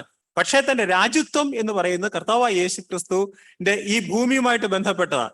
നമ്മള് വെളിപ്പാട് പുസ്തകം 11-ാം അധ്യായത്തിൽ ആ ഭാഗം നോക്കാം. 11-ാം അധ്യായത്തിൽ അത് 1000 ആണ്ട് വാഴ്ചയുടെ പകുതി സമയത്താണ് അത് സംഭവിക്കുന്നത്. 11-ാം അധ്യായം, അവിടെ 15-ാമത്തെ വാക്യം, 7-ാമത്തെ ദൂതൻ ഊതിയപ്പോൾ ലോകരാജ്യത്വം നമ്മുടെ കർത്താവിനും അവന്റെ ക്രിസ്തുവിനും ആയി തീർന്നിരിക്കുന്നു, അവൻ എന്നേക്കും വാഴും എന്ന് സ്വർഗത്തിൽ ഒരു മഹാഘോഷം ഉണ്ടായി. വെളിപ്പാട് പുസ്തകം 11-ാം അധ്യായത്തിന്റെ 15-ാമത്തെ വാക്യം. 7-ാമത്തെ ദൂതൻ ഊതിയപ്പോൾ ലോകരാജ്യത്വം നമ്മുടെ കർത്താവിനും അവന്റെ ക്രിസ്തുവിനും ആയി തീർന്നിരിക്കുന്നു, അവൻ എന്നേക്കും വാഴും എന്ന് സ്വർഗത്തിൽ ഒരു മഹാഘോഷം ഉണ്ടായി. ഇനി 19-ാം അധ്യായം 6-ാമത്തെ വാക്യം, 19-ാം അധ്യായത്തിന്റെ 6-ാമത്തെ, വെളിപ്പാട് പുസ്തകം 19-ന്റെ 6. അപ്പോൾ വലിയ ഒരു പുരുഷാരത്തിന്റെ ഘോഷം പോലെയും പെരുവെള്ളത്തിന്റെ ഇരച്ചിൽ പോലെയും തകർത്ത ഇടിമുഴക്കം പോലെയും ഞാൻ കേട്ടത്. ഹല്ലേലൂയ! സർവശക്തിയുള്ള നമ്മുടെ ദൈവമായ കർത്താവ് രാജ്യത്വം ഏറ്റിരിക്കുന്നു. നമ്മുടെ കർത്താവ് രാജ്യത്വം ഏറ്റിരിക്കുന്നു. അപ്പൊ കർത്താവായ യേശു ക്രിസ്തു രാജ്യത്വം ഏക്കുന്നത് എപ്പോഴാണ്? ഇവിടെ ഭൂമിയിൽ മഹാപീഠം നടക്കുന്നു. നാം കർത്താവിനോടുകൂടെ ആയിരിക്കുന്ന സമയത്ത് 19-ാം അധ്യായത്തിൽ ഈ 6-ാം വാക്യം കഴിഞ്ഞിട്ട് നമ്മൾ താഴോട്ട് വായിച്ചു നോക്കിയാൽ 11-ാം വാക്യം മുതൽ കർത്താവായ യേശു ക്രിസ്തുവിന്റെ മഹത്വ പ്രത്യക്ഷത, 11-ാം വാക്യം മുതൽ 19-ാം അധ്യായത്തിന്റെ 11-ാം വാക്യം മുതൽ കർത്താവിന്റെ മഹത്വ പ്രത്യക്ഷതയെ കുറിച്ചാണ് നമ്മൾ കാണുന്നത്. അപ്പൊ 19-ാം അധ്യായത്തിന്റെ 6-ാം വാക്യത്തിൽ കർത്താവായ യേശു ക്രിസ്തുവിനെ രാജാവായിട്ട് പ്രഖ്യാപിക്കുന്നു. 19-ാം അധ്യായത്തിന്റെ താഴോട്ട് വായിക്കുമ്പോൾ അവിടെ കുഞ്ഞാടിന്റെ കല്യാണം കാണുന്നു, കാന്തയും തന്നെത്താൻ ഒരുക്കിയിരിക്കുന്നു എന്ന് വെച്ചാൽ രാജാവായിട്ട് കർത്താവായ യേശു ക്രിസ്തുവിന്റെ കാന്തയായിട്ട് സഭയെ ഉയർത്തപ്പെടുന്നു എന്ന് വെച്ചാൽ സഭ വാസ്തവത്തിൽ രാജ്ഞി പദത്തിലേക്ക് ആ കാന്തയായിട്ട് സഭ മാറുകയാണ്. എന്നിട്ട് നാമും എല്ലാം കൂടെ ചേർന്നിട്ടാണ് ഈ ഭൂമിയിലേക്ക് കടന്നു വരുന്നത്. കർത്താവായ യേശു ക്രിസ്തു രാജാവായിട്ട് ഈ ഭൂമി വാഴുക. 1000 ആണ്ടുകൾ കർത്താവായ യേശു ക്രിസ്തു രാജാവായിട്ട് ഈ ഭൂമിയിൽ വാഴും. അതാ നമുക്കറിയാലേ, കർത്താവായ യേശു ക്രിസ്തു 1000 ആണ്ട് ഈ ഭൂമിയിൽ രാജാവായിട്ട് വാഴും. 1000 ആണ്ട് കഴിയുമ്പോൾ തന്റെ ഭൂമിയോടുള്ള ബന്ധത്തിൽ തന്റെ രാജ്യത്വം ആ നിലയിൽ അവസാനിക്കുമെങ്കിലും തന്റെ രാജ്യത്വം നിത്യരാജ്യത്വമാ. കാര്യം എന്താ? പിന്നെ വേറൊരു രാജാക്കന്മാര് ഇല്ല, തീർന്നു. 21-ാം അധ്യായം, വെളിപ്പാട് പുസ്തകം 21-ാം അധ്യായത്തിൽ പുതിയ ആകാശം പുതിയ ഭൂമിയും നമ്മൾ കാണുന്നു. അവിടൊക്കെ നോക്കിയാൽ കുഞ്ഞാടിനെയും കാണാം, പിതാവായ ദൈവത്തെയും കാണാം, അല്ലെ? ദൈവവും അവിടെ നമ്മൾ വായിക്കുന്നു, അവിടെ ദൈവത്തിന്റെ സിംഹാസനത്തിൽ കേട്ടത്, ഇതാ മനുഷ്യരുടെ ദൈവത്തിന്റെ കൂടാരം, അവൻ അവരോട് വസിക്കും. അവിടെ കുഞ്ഞാടും എന്ന് പറഞ്ഞിട്ടുണ്ട്. അവിടെ അതേ അധ്യായത്തിൽ നമുക്ക് 21-22 അധ്യായങ്ങളിൽ നമുക്ക് കുഞ്ഞാടിന്റെയും 22 അധ്യായത്തിന് വീതിയുടെ ദൈവത്തിന്റെയും കുഞ്ഞാടിന്റെയും സിംഹാസനത്തിൽ നിന്ന് പുറപ്പെടുന്നതായി അവിടെ ദൈവം എന്ന് രേഖപ്പെടുത്തുന്നു, കുഞ്ഞാടെന്ന് രേഖപ്പെടുത്തുന്നു. പക്ഷേ രാജാവ് എന്ന് അവിടെ കാണുന്നില്ല, അല്ലെ? രാജാവ് എന്ന് കാണുന്നില്ല. കാര്യം എന്തുകൊണ്ടാ? ഈ പുതിയ ആകാശം പുതിയ ഭൂമിയും വരുമ്പോ അവിടെ കർത്താവ് രാജാവാണ്, ദൈവാധി ദൈവമാണെങ്കിലും പിന്നെ ആ അർത്ഥത്തിൽ, അതായത് ഈ 1000 ആണ്ട് വാഴ്ചക്കാലത്തെ അർത്ഥത്തിൽ ഒരു രാജ്യത്വത്തിന് പിന്നെ പ്രസക്തിയില്ല. എന്തുകൊണ്ടാ? അവിടെ പോയിരിക്കുന്ന എല്ലാവരും അത് തീർന്നു, അതോടെ പഴയത് കഴിഞ്ഞു പോയി, ഇപ്പൊ പുതിയതാണ് എല്ലാം. അതുകൊണ്ട് പിന്നീട് അതുപോലത്തെ ഒരു രാജ്യത്വത്തിന് പ്രസക്തിയില്ല എന്നുള്ളത് കാണാം. അപ്പൊ നമ്മൾ പഠിച്ചത് കർത്താവായ യേശു ക്രിസ്തുവിന്റെ രാജ്യത്വം എന്ന് പറയുന്നത്, കർത്താവായ യേശു ക്രിസ്തു ഈ ഭൂമിയിലെ മഹത്വ പ്രത്യക്ഷത്തിൽ വരുന്നതിനുള്ള ബന്ധത്തിലാണ് ക്രിസ്തുവിന്റെ രാജ്യത്വം യഥാർത്ഥമായിട്ട് അതുവരെ വാസ്തവത്തിൽ തന്റെ ദാസന്മാർ, നമ്മൾ ദൈവമക്കൾ ഈ ഭൂമിയിലായിരിക്കുമ്പോൾ കർത്താവായ യേശു ക്രിസ്തുവിന്റെ പ്രവർത്തനം എന്താ പ്രവർത്തനം? പൗരോഹിത്യ ശുശ്രൂഷ. നമുക്ക് വേണ്ടി കർത്താവ് സ്വർഗത്തിൽ പിതാവിന്റെ വലതുഭാഗത്ത് ഇരുന്ന് നമുക്ക് വേണ്ടി നമുക്ക് വേണ്ടി പൗരോഹിത്യ ശുശ്രൂഷ ചെയ്യുക. എന്നാൽ നാം സ്വർഗത്തിലേക്ക് എടുക്കപ്പെട്ട് കഴിഞ്ഞാൽ പിന്നെ പൗരോഹിത്യ ശുശ്രൂഷയുടെ ആവശ്യമുണ്ടോ? ആവശ്യമില്ല. അത് കഴിഞ്ഞിട്ട് നമുക്കറിയാം പിന്നെ പീഡനകാലമാ. വളരെ വേഗം തന്നെ പീഡനകാലം വരും. പീഡനകാലത്തെ കുറിച്ച് ഒരു കാര്യം നമ്മൾ ഓർത്തിരിക്കണം, നമ്മൾ പലപ്പോഴും ഓർത്തിട്ടുള്ളതാ. നാം ഇവിടുന്ന് അങ്ങോട്ട് പോയി കഴിഞ്ഞാൽ അപ്പൊ തന്നെ അല്ല പീഡനകാലം, അതിനുശേഷം ഒരു സമയമുണ്ടാകും. ആ സമയം എന്ന് പറയുന്നത് നാം പോകും എന്നുള്ളത് വസ്തുതയാണ്. പോയി കഴിഞ്ഞാൽ പിന്നീട് നമുക്കറിയാം ഒരു മിഡിൽ ഈസ്റ്റ് പീസ് ട്രീറ്റി ഉണ്ടാവണം. അങ്ങനെ ഉണ്ടായി കഴിയുമ്പോൾ നമുക്ക് ദാനിയേൽ പ്രവചനം 9-ാം അധ്യായം പഠിക്കുമ്പോൾ നമുക്ക് ആ വിഷയത്തിലേക്ക് കൂടുതൽ വരുവാനായിട്ട് കഴിയും. ഒരു മിഡിൽ ഈസ്റ്റ് പീസ് ട്രീറ്റി ഉണ്ടായി കഴിഞ്ഞെങ്കിൽ മാത്രമേ കർത്താവായ യേശു ക്രിസ്തു ആ ദിവസം തുടങ്ങിയാണ് വാസ്തവത്തിൽ പീഡനകാലം ആരംഭിക്കുന്നത്. അപ്പൊ പീഡനകാലം നമ്മൾ പറയും, സാധാരണ ഇത് പറയും, നമ്മള് മധ്യാകാശത്തിൽ എടുക്കപ്പെട്ട് കഴിഞ്ഞാൽ ഉടനെ പീഡനകാലമാണ് എന്ന് നമ്മൾ പറഞ്ഞാലും വാസ്തവത്തിൽ പീഡനകാലത്തിനും നാം എടുക്കുന്നതും തമ്മിൽ അല്പം വ്യത്യാസം ഉണ്ടാകും. ആ വ്യത്യാസം എന്ന് പറയുന്നത് ഈ മിഡിൽ ഈസ്റ്റ് പീസ് ട്രീറ്റി ഉണ്ടാവണം. അതിനുവേണ്ടി അന്തിക്രിസ്തു ഇച്ചിരി പ്രാബല്യം വരേണ്ടതായിരിക്കുന്ന ആവശ്യമുണ്ട് എന്നുള്ളതാണ്. അത് മനസ്സിലാക്കാനായിട്ട് നമ്മളത് പറഞ്ഞു എന്ന് മാത്രം. അപ്പോ നാം ഈ ഭൂമിയിൽ നിന്ന് മാറ്റപ്പെട്ട് കഴിഞ്ഞാൽ മാത്രമേ കർത്താവായ യേശു ക്രിസ്തു, നാം സ്വർഗത്തിലേക്ക് പോയി കർത്താവായ യേശു ക്രിസ്തു രാജ്യത്വം പ്രാപിച്ച് നാമുമായിട്ട് തിരിച്ചു വന്ന് ഈ ഭൂമിയിൽ 1000 ആണ്ട് വാഴ്ച, അതിനുശേഷം കർത്താവായ യേശു ക്രിസ്തുവിനെ കുറിച്ച് നമ്മൾ പലർക്കും തെറ്റുന്നതായ ഒരു കാര്യമുണ്ട്. എന്താ അറിയാമോ? കർത്താവായ യേശു ക്രിസ്തുവിന്റെ രാജ്യത്വം ഇന്നേ ഉണ്ട് എന്നുള്ളതായിരിക്കുന്ന ഒരു ചിന്താഗതി. കർത്താവായ യേശു ക്രിസ്തു രാജ്യത്വം ഇന്നേ ഉണ്ട്. ഇന്ന് രാജ്യത്വം ഇല്ല കേട്ടോ. ഇന്ന് രാജ്യത്വം ഇല്ല. രാജ്യത്വം വരുന്നത് എപ്പോഴാ? 1000 ആണ്ട് വാഴ്ചയുള്ള ബന്ധത്തിൽ, കർത്താവായ യേശു ക്രിസ്തു മഹത്വ പ്രത്യക്ഷമുള്ള ബന്ധത്തിൽ മാത്രമേ രാജ്യത്വം വരത്തുള്ളൂ. ഇന്നേ ഉണ്ട് എന്ന് പറയുന്നത് അമില്ലേനിയൽ എന്ന് പറയുന്ന ഗ്രൂപ്പാ. നമുക്കറിയാം ഇന്ന് ലോകത്തിലുള്ളതിൽ ഒരു 60-70% ആൾക്കാര് 1000 ആണ്ട് വാഴ്ച ഇല്ല എന്ന് വിശ്വസിക്കുന്നവരാ. 1000 ആണ്ട് വാഴ്ച ഇല്ല എന്ന് വിശ്വസിക്കുന്നവരാ. 1000 ആണ്ട് വാഴ്ച ഇല്ല എന്ന് അവർ വിശ്വസിക്കുന്നത് ഇന്ന് കർത്താവായ യേശു ക്രിസ്തു ഭൂമിയിലേക്ക് മനുഷ്യനായിട്ട് കടന്നു വന്നപ്പോൾ അന്ന് തന്നെ തന്റെ രാജ്യം സ്ഥാപിച്ചു. അത് ഇങ്ങനെ വന്നുകൊണ്ടിരിക്കുകയാണ്. ഇനി ലോകമെമ്പാടും ഒരു ക്രൈസ്തവ ഒരു ഒരു ഒരു രാജ്യം അഥവാ ക്രൈസ്തവർക്ക് പ്രാധാന്യമുള്ളതായ ഒരു രാജ്യം വരും. അങ്ങനെ വന്നു കഴിയുമ്പോൾ കർത്താവായ യേശു ക്രിസ്തു വരും. ഇനി ഒരു സെപ്പറേറ്റ് 1000 ആണ്ട് വാഴ്ച ഇല്ല എന്ന് വിശ്വസിക്കുന്നവരാണ് അമില്ലേനിയൽസ്. എന്നാൽ നമ്മൾ പ്രീ മില്ലേനിയൽസ് അഥവാ ഡിസ്പെൻസേഷണൽ പ്രീ മില്ലേനിയലിസ്റ്റ് എന്നാ നമ്മൾ പറയാം. യുഗപരമായി പ്രീ മില്ലേനിയലിസ്റ്റ്. നമ്മൾ പറയുന്നത് യുഗങ്ങളായിട്ട് തിരിച്ചിട്ട് കർത്താവായ യേശു ക്രിസ്തു 1000 ആണ്ട് വാഴ്ചയ്ക്ക് മുമ്പ് അഥവാ കർത്താവായ യേശു ക്രിസ്തു ഈ ഭൂമിയിലേക്ക് വരികയും താൻ 1000 ആണ്ട് ഈ ഭൂമിയെ വാഴുകയും ചെയ്യും എന്ന് നമ്മൾ വിശ്വസിക്കുന്നു. അപ്പൊ അമില്ലേനിയൽസ് അഥവാ കർത്താവിന്റെ 1000 ആണ്ട് വാഴ്ച ഇല്ല എന്ന് വിശ്വസിക്കുന്നവർ അവർ വിശ്വസിക്കുന്നതാണ് കർത്താവായ യേശു ക്രിസ്തു ഇപ്പോഴേ രാജ്യത്വം പ്രാപിച്ചിട്ടുണ്ട്.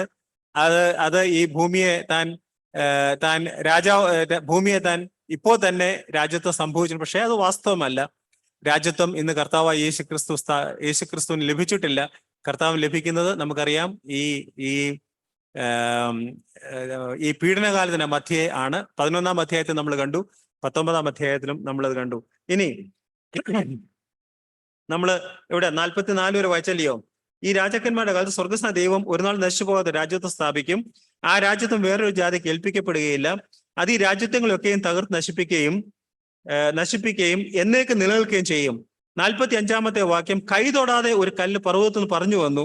ഇരുമ്പും താമ്രവും കളിമണ്ണും വെള്ളിയും പൊന്നും തകർത്ത് കളഞ്ഞതായി കണ്ടതിന്റെ താല്പര്യമോ? അതാണ് നമ്മൾ 44-ാം വാക്യത്തിൽ പറയുക. അതാണ് അതിന്റെ കാര്യം. അപ്പൊ കൈ തൊടാതെ പറഞ്ഞു വരുന്നതായിരിക്കുന്ന ഈ കല്ല് എന്ന് പറയുന്നത് ആരാ? നമ്മുടെ കർത്താവായ യേശു ക്രിസ്തു. നമ്മുടെ കർത്താവായ യേശു ക്രിസ്തുവാണ് കൈ തൊടാതെ പറഞ്ഞു വരുന്ന കല്ല്. ഈ കല്ല് വന്ന് ഈ കാൽപാദത്തെ ഇടിക്കും. കാൽപാദത്തെ ഇടിച്ചാൽ എന്താ ഉണ്ടാവുക? എത്ര ശക്തമായിരിക്കും, എത്ര വലിയ ഒരു ബിംബമാണെങ്കിലും ആ ബിംബം നിൽക്കുന്നത് ഈ കളിമണ്ണ് കൊണ്ടുള്ളതായിരിക്കുന്ന കാലില്. കളിമണ്ണ് ശക്തി ഉണ്ടല്ലേ, ശക്തിയില്ലാത്തതല്ല. പക്ഷേ അതിൽ ശക്തമായി ഈ കല്ല് വന്ന് ഇടിച്ചു കഴിയുമ്പോൾ ഈ കളിമണ്ണ് കാൽപാദമായിട്ടുള്ളതായിരിക്കുന്ന ഈ വലിയ ബിംബം അത് താഴെ വീണ് അത് തകർന്നു പോകും എന്ന് മാത്രമല്ല, ഇത് തകർന്ന് നശിക്കുവാനായിട്ടിടയാം, തകർന്ന് പൂർണ്ണമായിട്ട് ധൂളിയായി തീരുവാനായിട്ടിടയാം. കാറ്റ് അതിനെ അടിച്ചു കളയും. എന്ന് വെച്ചാൽ നമ്മൾ ഈ കണ്ടതായിരിക്കുന്ന ഈ 4 രാജ്യത്വങ്ങളും അതിന്റെ യാതൊരു ലവലേശം പോലും കർത്താവായ യേശുക്രിസ്തുവിന്റെ ഭരണക്രമത്തിൽ ഉണ്ടാവുകയില്ല എന്ന് സാരം. കർത്താവ് സ്ഥാപിക്കാൻ പോകുന്നതായിരിക്കുന്ന ഭരണം എന്ന് പറയുന്നത് ഈ നമ്മളിതിപ്പോ കാണുന്നതായിരിക്കുന്ന ഏതെങ്കിലും ഒരു ഭരണക്രമവുമായിട്ട് യാതൊരു ബന്ധവും ഉണ്ടാവുകയില്ല. അതെല്ലാം തകർത്ത് കളയും. നമ്മൾ നോക്കിയാൽ ഈ ബിംബമല്ല, ഒരു ബിംബമാണ്. ബിംബത്തില് സ്വർണമുണ്ട്, വെള്ളിയുണ്ട്, താമ്രമുണ്ട്, ഇരുമ്പുണ്ട്. ഇതെല്ലാം ഉണ്ട്. പക്ഷെ ഇതിന്റെ എല്ലാ സ്വഭാവം ഒന്നും പോയിട്ടില്ല. ഇന്നും അതെല്ലാം ഉണ്ടല്ലേ. ഇന്നും നമ്മൾ ലോകം നോക്കിയാൽ അവിടെ ഓട്ടോക്രസി ഉണ്ട്, അവിടെ പിന്നെ ബ്യൂറോക്രസി ഉണ്ട്, അവിടെ മിലിറ്ററി ഉണ്ട്, അവിടെ ഡെമോക്രസി ഉണ്ട്. ഇതെല്ലാം ഉണ്ട്. പക്ഷേ കർത്താവായ യേശു ക്രിസ്തു താൻ രാജാവായിട്ട് വരുമ്പോ ഇതിനെല്ലാം തകർത്ത് കളയും. ഇത് വന്ന് അടിച്ച് തകർത്ത് അത് നശിപ്പിച്ചു കളയുവാനായിട്ട് ഇടയാകും. അതാണ് നമ്മൾ കണ്ടത്. അതാണ് നമ്മൾ 45-ാമത്തെ വാക്യത്തിൽ കണ്ട്. ഇനി അടുത്ത ചാർട്ട് എടുത്തിട്ട് അതിന് 2 സൈഡ് ഉണ്ട് കേട്ടോ. അതിന് 2 സൈഡിൽ, ഒരു സൈഡിൽ മലയാളം, ഒരു സൈഡിൽ ഇംഗ്ലീഷും ഉണ്ട്. സൂമിലുള്ള സഹോദരന്മാർക്ക് ആർക്കെങ്കിലും ആവശ്യമുണ്ടെങ്കിൽ എന്നോട് പറഞ്ഞാൽ തീർച്ചയായിട്ടും തരാം. ഒരുപക്ഷെ ഞാൻ ഞായറാഴ്ച ഇത് കാറിൽ ഓർത്താൽ കാറിൽ തന്നെ ഇരിക്കും. ആർക്കെങ്കിലും ആവശ്യമുണ്ടെങ്കിൽ നിങ്ങൾക്ക് ചോദിച്ചാൽ തരാവുന്നതാണ്. ഇത് നമുക്ക് എപ്പോഴും ഇത് വെച്ചിരുന്നാൽ നല്ലതാ. ഏതെങ്കിലും ഒരു കാലത്ത് നമ്മൾ ഇത് നോക്കിയാൽ നമുക്ക് ഒരുപാട് കാര്യങ്ങൾ ദാനിയേൽ പ്രവചനത്തെ കുറിച്ച് മാത്രമല്ല വെളിപ്പാട് പുസ്തകത്തെക്കുറിച്ചും നമുക്ക് പഠിക്കാനായിട്ട് കഴിയും. ഇനി ആദ്യം നോക്കൂ, ബാബിലോൺ എംപയർ. ആദ്യത്തെ എംപയറിൽ 4 രാജ്യങ്ങൾ. ഇവിടെ ആദ്യത്തെ 4 ലൈൻസ്, 4 രാജ്യങ്ങൾ. ബാബിലോൺ BC 605 ബാബിലോൺ ഒരു ഒരു സാമ്രാജ്യമായിട്ട് ഉണ്ടാവുന്നത്. അതിനു മുമ്പ് ബാബിലോൺ ഉണ്ടായിരുന്നു. നമ്മളത് കണ്ടതാണ്. BC 605 പ്രത്യേകത നമ്മൾ കണ്ടു. Battle of കാർക്കമീഷ്. യെരമ്യാ പ്രവചനം നമ്മൾ പഠിച്ചതാണ്. യെരമ്യാ പ്രവചനത്തിൽ അത് രേഖപ്പെടുത്തിയിട്ടുണ്ട്. ബാറ്റിൽ ഓഫ് കാർക്കമീഷ് എന്ന് വെച്ചാൽ അവിടെ ഫറവോൻ നെക്കോയെ യുദ്ധത്തിൽ തോൽപ്പിച്ച് ആ യുദ്ധത്തോടുള്ള ബന്ധത്തിലാണ് യഹൂദയെ പിടിച്ചെടുക്കുകയും പലസ്തീനെ പിടിച്ചെടുക്കുകയും അങ്ങനെ യഹൂദന്മാരിൽ തന്നെ ഈ ശ്രേഷ്ഠന്മാരായിരിക്കുന്ന ബാലന്മാർ, ദാനിയേൽ പോലുള്ള ബാലന്മാരെ കൊണ്ടുവരികയും ചെയ്തത്. അതാണ് ബാബിലോൺ BC 605. ഏറ്റവും പ്രധാനപ്പെട്ട രാജാവ് നെബൂഖദ്നേസർ 2. പിന്നെ ഈ രാജ്യത്തെ കാണിക്കുന്നതായിരിക്കുന്ന മൃഗം, അത് നമുക്ക് 7-ാം അധ്യായത്തിലും വെളിപ്പാട് ദിവസം 13-ാം അധ്യായത്തിലും കാണാം. ആ ഭാഗത്തേക്ക് വരാം. ഇതൊന്ന് കണ്ടിട്ട് നമുക്ക് ആ ഭാഗത്തേക്ക് വരാം. 7-ാം അധ്യായത്തിലും കാണാൻ കഴിയും. അവിടെ കാണിക്കുന്ന ലയൺ വിച്ച് ഡിസ്ട്രോയ്സ് എവറിഥിങ്, സകലതും നശിപ്പിക്കുന്നതായിരുന്ന സിംഹം, അതാണ് ബാബിലോൺ രാജാക്കന്മാരുടെ പ്രത്യേകത. ബാബിലോൺ രാജാക്കന്മാരുടെ പ്രത്യേകത നമുക്കറിയാം എന്താ. ഒരിക്കലും നടക്കാത്തൊരു കാര്യം പറയും. ഞാൻ കണ്ട സ്വപ്നം പറയണം. സ്വപ്നം ഇല്ലയോ, വല്ല കാര്യമുള്ള കാര്യമാണ്, സാരമില്ല. സ്വപ്നം പറയണം, നീ എന്റെ അർത്ഥവും പറയണം. പറഞ്ഞില്ല എന്തുണ്ടാ ചെയ്യും? കൊല്ലൂന്നല്ല പറയുന്നത്. നിന്നെ കഷ്ണം കഷ്ണമായി കളയും, പിന്നെ നിന്റെ വീട് ഞാന് കുപ്പക്കുന്നാക്കും, എന്ന് വെച്ചാൽ തകർത്ത് തരിപ്പണമാക്കും എന്ന് പറയുന്നതാണ് ബാബിലോൺ രാജാക്കന്മാരുടെ സ്വഭാവം. അതാണ് സിംഹം. സിംഹം വിച്ച് ഡിസ്ട്രോയ്സ് എവറിഥിങ്, സകലതും നശിപ്പിച്ച് തകർത്ത് കൊടുക്കുന്നതായിരിക്കുന്ന രീതി. നിങ്ങളുടെ അതുണ്ട് കേട്ടോ. കിട്ടിയില്ലയോ? അതുണ്ടല്ലോ അല്ലെ. ഇനിയും അവരുടെ അഡ്മിനിസ്ട്രേഷൻ, അവരുടെ ഭരണരീതി എന്ന് പറയുന്നത് ഓട്ടോക്രസി അഥവാ ഏകാധിപത്യമാണ്. സോറി, അവിടെ ഒരു വര വന്നിട്ടുണ്ട് കേട്ടോ. ഞാൻ അറിഞ്ഞില്ലല്ലോ അതങ്ങനെ വന്നത്. Sorry about it. ഏകാധിപത്യമാണത്. ഏകാധിപത്യം, autocracy. Part of the image നമ്മൾ കണ്ടു. അത് സ്വർണ്ണ പിന്നെ തല. അതിന്റെ സ്പെസിഫിക് ഗ്രാവിറ്റി 19.3. സ്പെസിഫിക് ഗ്രാവിറ്റി എന്ന് പറയുന്നത് എന്താന്ന് ചോദിച്ചാൽ, 1 സെന്റിമീറ്റർ നീളം, 1 സെന്റിമീറ്റർ വീതി, 1 സെന്റിമീറ്റർ ഉയരമുള്ളതായിരിക്കുന്ന ഒരു ചെറിയ കണ്ടെയ്നർ. 1 സെന്റിമീറ്റർ നീളം, 1 സെന്റിമീറ്റർ വീതി, 1 സെന്റിമീറ്റർ ഉയരമുള്ളതായിരിക്കുന്ന ഒരു കണ്ടെയ്നർ. ആ കണ്ടെയ്നറിൽ 4 ഡിഗ്രി സെന്റിഗ്രേഡ് ഐസ് കഴിഞ്ഞിട്ടുള്ള വെള്ളത്തിന്റെ ഒരു സിറ്റുവേഷൻ, 4 ഡിഗ്രി സെന്റിഗ്രേഡിലുള്ള വെള്ളം അതിൻ്റെ തൊഴിച്ചാൽ ആ വെള്ളത്തിന്റെ വെയിറ്റ് എന്ന് പറയുന്നത് 1 ഗ്രാമാണ്. 1 സെന്റിമീറ്റർ നീളം, 1 സെന്റിമീറ്റർ വീതി, 1 സെന്റിമീറ്റർ ഉയരമുള്ളതായിരിക്കുന്ന ഒരു കണ്ടെയ്നറിൽ, ഒരു പാത്രത്തില് നമ്മൾ വെള്ളം ഒഴിച്ചാൽ ആ വെള്ളത്തിന്റെ വെയിറ്റ് എന്ന് പറയുന്നത് 1 ഗ്രാമാണ്. എന്നാൽ ആ കണ്ടെയ്നറിൽ തന്നെ സ്വർണ്ണമാണ് ഉരുക്കി ഒഴിക്കുന്നതെങ്കിൽ 19.3 ഗ്രാം ഉണ്ടാവും. അതാണ് സ്പെസിഫിക് ഗ്രാവിറ്റി എന്ന് പറയുന്നത്. 19. അപ്പം വെള്ളത്തിന്റെ 19 ഇരട്ടി വെയിറ്റ് ഉള്ളതാണ് സ്വർണം. അത് ഓരോ സാധനത്തിന്റെയും വെയിറ്റിനെ കുറിച്ച് മനസ്സിലാക്കാനായിട്ട് പ്യുവർ സ്വർണം നമ്മൾ അതിൻ്റെ ഒരുക്കി ഒഴിച്ചാൽ 1 സെന്റിമീറ്റർ വീതി, 1 സെന്റിമീറ്റർ നീളം, 1 സെന്റിമീറ്റർ ഉയരമുള്ളതായിരിക്കുന്ന പാത്രത്തിൽ ഒഴിച്ചാൽ അതിന് എത്ര വെയിറ്റ് ഉണ്ടാവും? 19.3 ഗ്രാം ഉണ്ടാവും. അതിൽ വെള്ളമാണ് നിറയ്ക്കുന്നതെങ്കിൽ 1 ഗ്രാമേ കാണത്തുള്ളൂ. അതാണ്. അപ്പൊ ബാബിലോൺ രാജാക്കന്മാർ കാണിക്കുന്ന സ്വർണമാണ് ഓട്ടോക്രസിയാണത്. എന്ന് വെച്ചാൽ ഏകാധിപത്യമാണ്. അതാണ് ഏറ്റവും പ്രമുഖമായിട്ട് ഇവിടെ കാണുന്നത്. ഇനി 2ാമത്തെ രാഷ്ട്രമാണ് മേദ്യ പേർഷ്യ രാജ്യം. അതിന്റെ ക്യാപിറ്റൽ ഇറാനാണ്. ഇറാൻ സ്റ്റേറ്റിലാണ് പേർഷ്യയും മേദ്യയും ഇത് രണ്ടും ഇറാന്റെ ഭാഗമാണ്. ഇറാന്റെ പഴയ ഇപ്പോഴത്തെ ഇറാന്റെ തന്നെ ഭാഗമാണ് മേദ്യ പേർഷ്യ എന്ന് പറയുന്നത്. അതിന്റെ ക്യാപിറ്റൽ സ്റ്റേറ്റ് ഇറാനാണ്. BC 539 അവർ ബാബിലോണിനെ കീഴടക്കുന്നത്. സൈറസ് അഥവാ കോരശാണ് ആ രാജ്യത്തെ, ഇറാനിലെ ഏറ്റവും പ്രധാനപ്പെട്ടതായിരുന്ന പേർഷ്യൻ രാജാക്കന്മാരിൽ ഏറ്റവും പ്രധാനപ്പെട്ടതായിരുന്ന രാജാവ്. ആ രാജ്യത്തെ കാണിക്കുന്നത് ബെയർ. നമ്മൾ 7-ാം അധ്യായം നോക്കിയാലും വെളിപ്പാട് പുസ്തകം 13-ാം അധ്യായം നോക്കിയാലും ഈ മേദ്യ പേർഷ്യ രാജാക്കന്മാരെ കാണിക്കുന്നതാണ് ബെയർ അഥവാ കരടി. കരടിയുടെ സ്വഭാവം എന്താ? അതിന്റെ സ്ലോനെസ് ആണ് ഞാനിവിടെ എഴുതിയത്. കരടി വളരെ പതിയെ പ്രവർത്തിക്കത്തുള്ളൂ. മേദ്യ പേർഷ്യ രാജ്യങ്ങളുടെ ഒരു പ്രത്യേകത എന്ന് വെച്ചാൽ അവർ ബ്യൂറോക്രസിയാ. രാജാക്കന്മാരെക്കാട്ടിൽ ഭരിക്കുന്നത് വാസ്തവത്തിൽ ഉദ്യോഗസ്ഥന്മാരാ. ഞാൻ വാസ്തവത്തിൽ എൻ്റെ ഒരു മൊറോക്കൻ ഫ്രണ്ട് ഉണ്ടായിരുന്നു.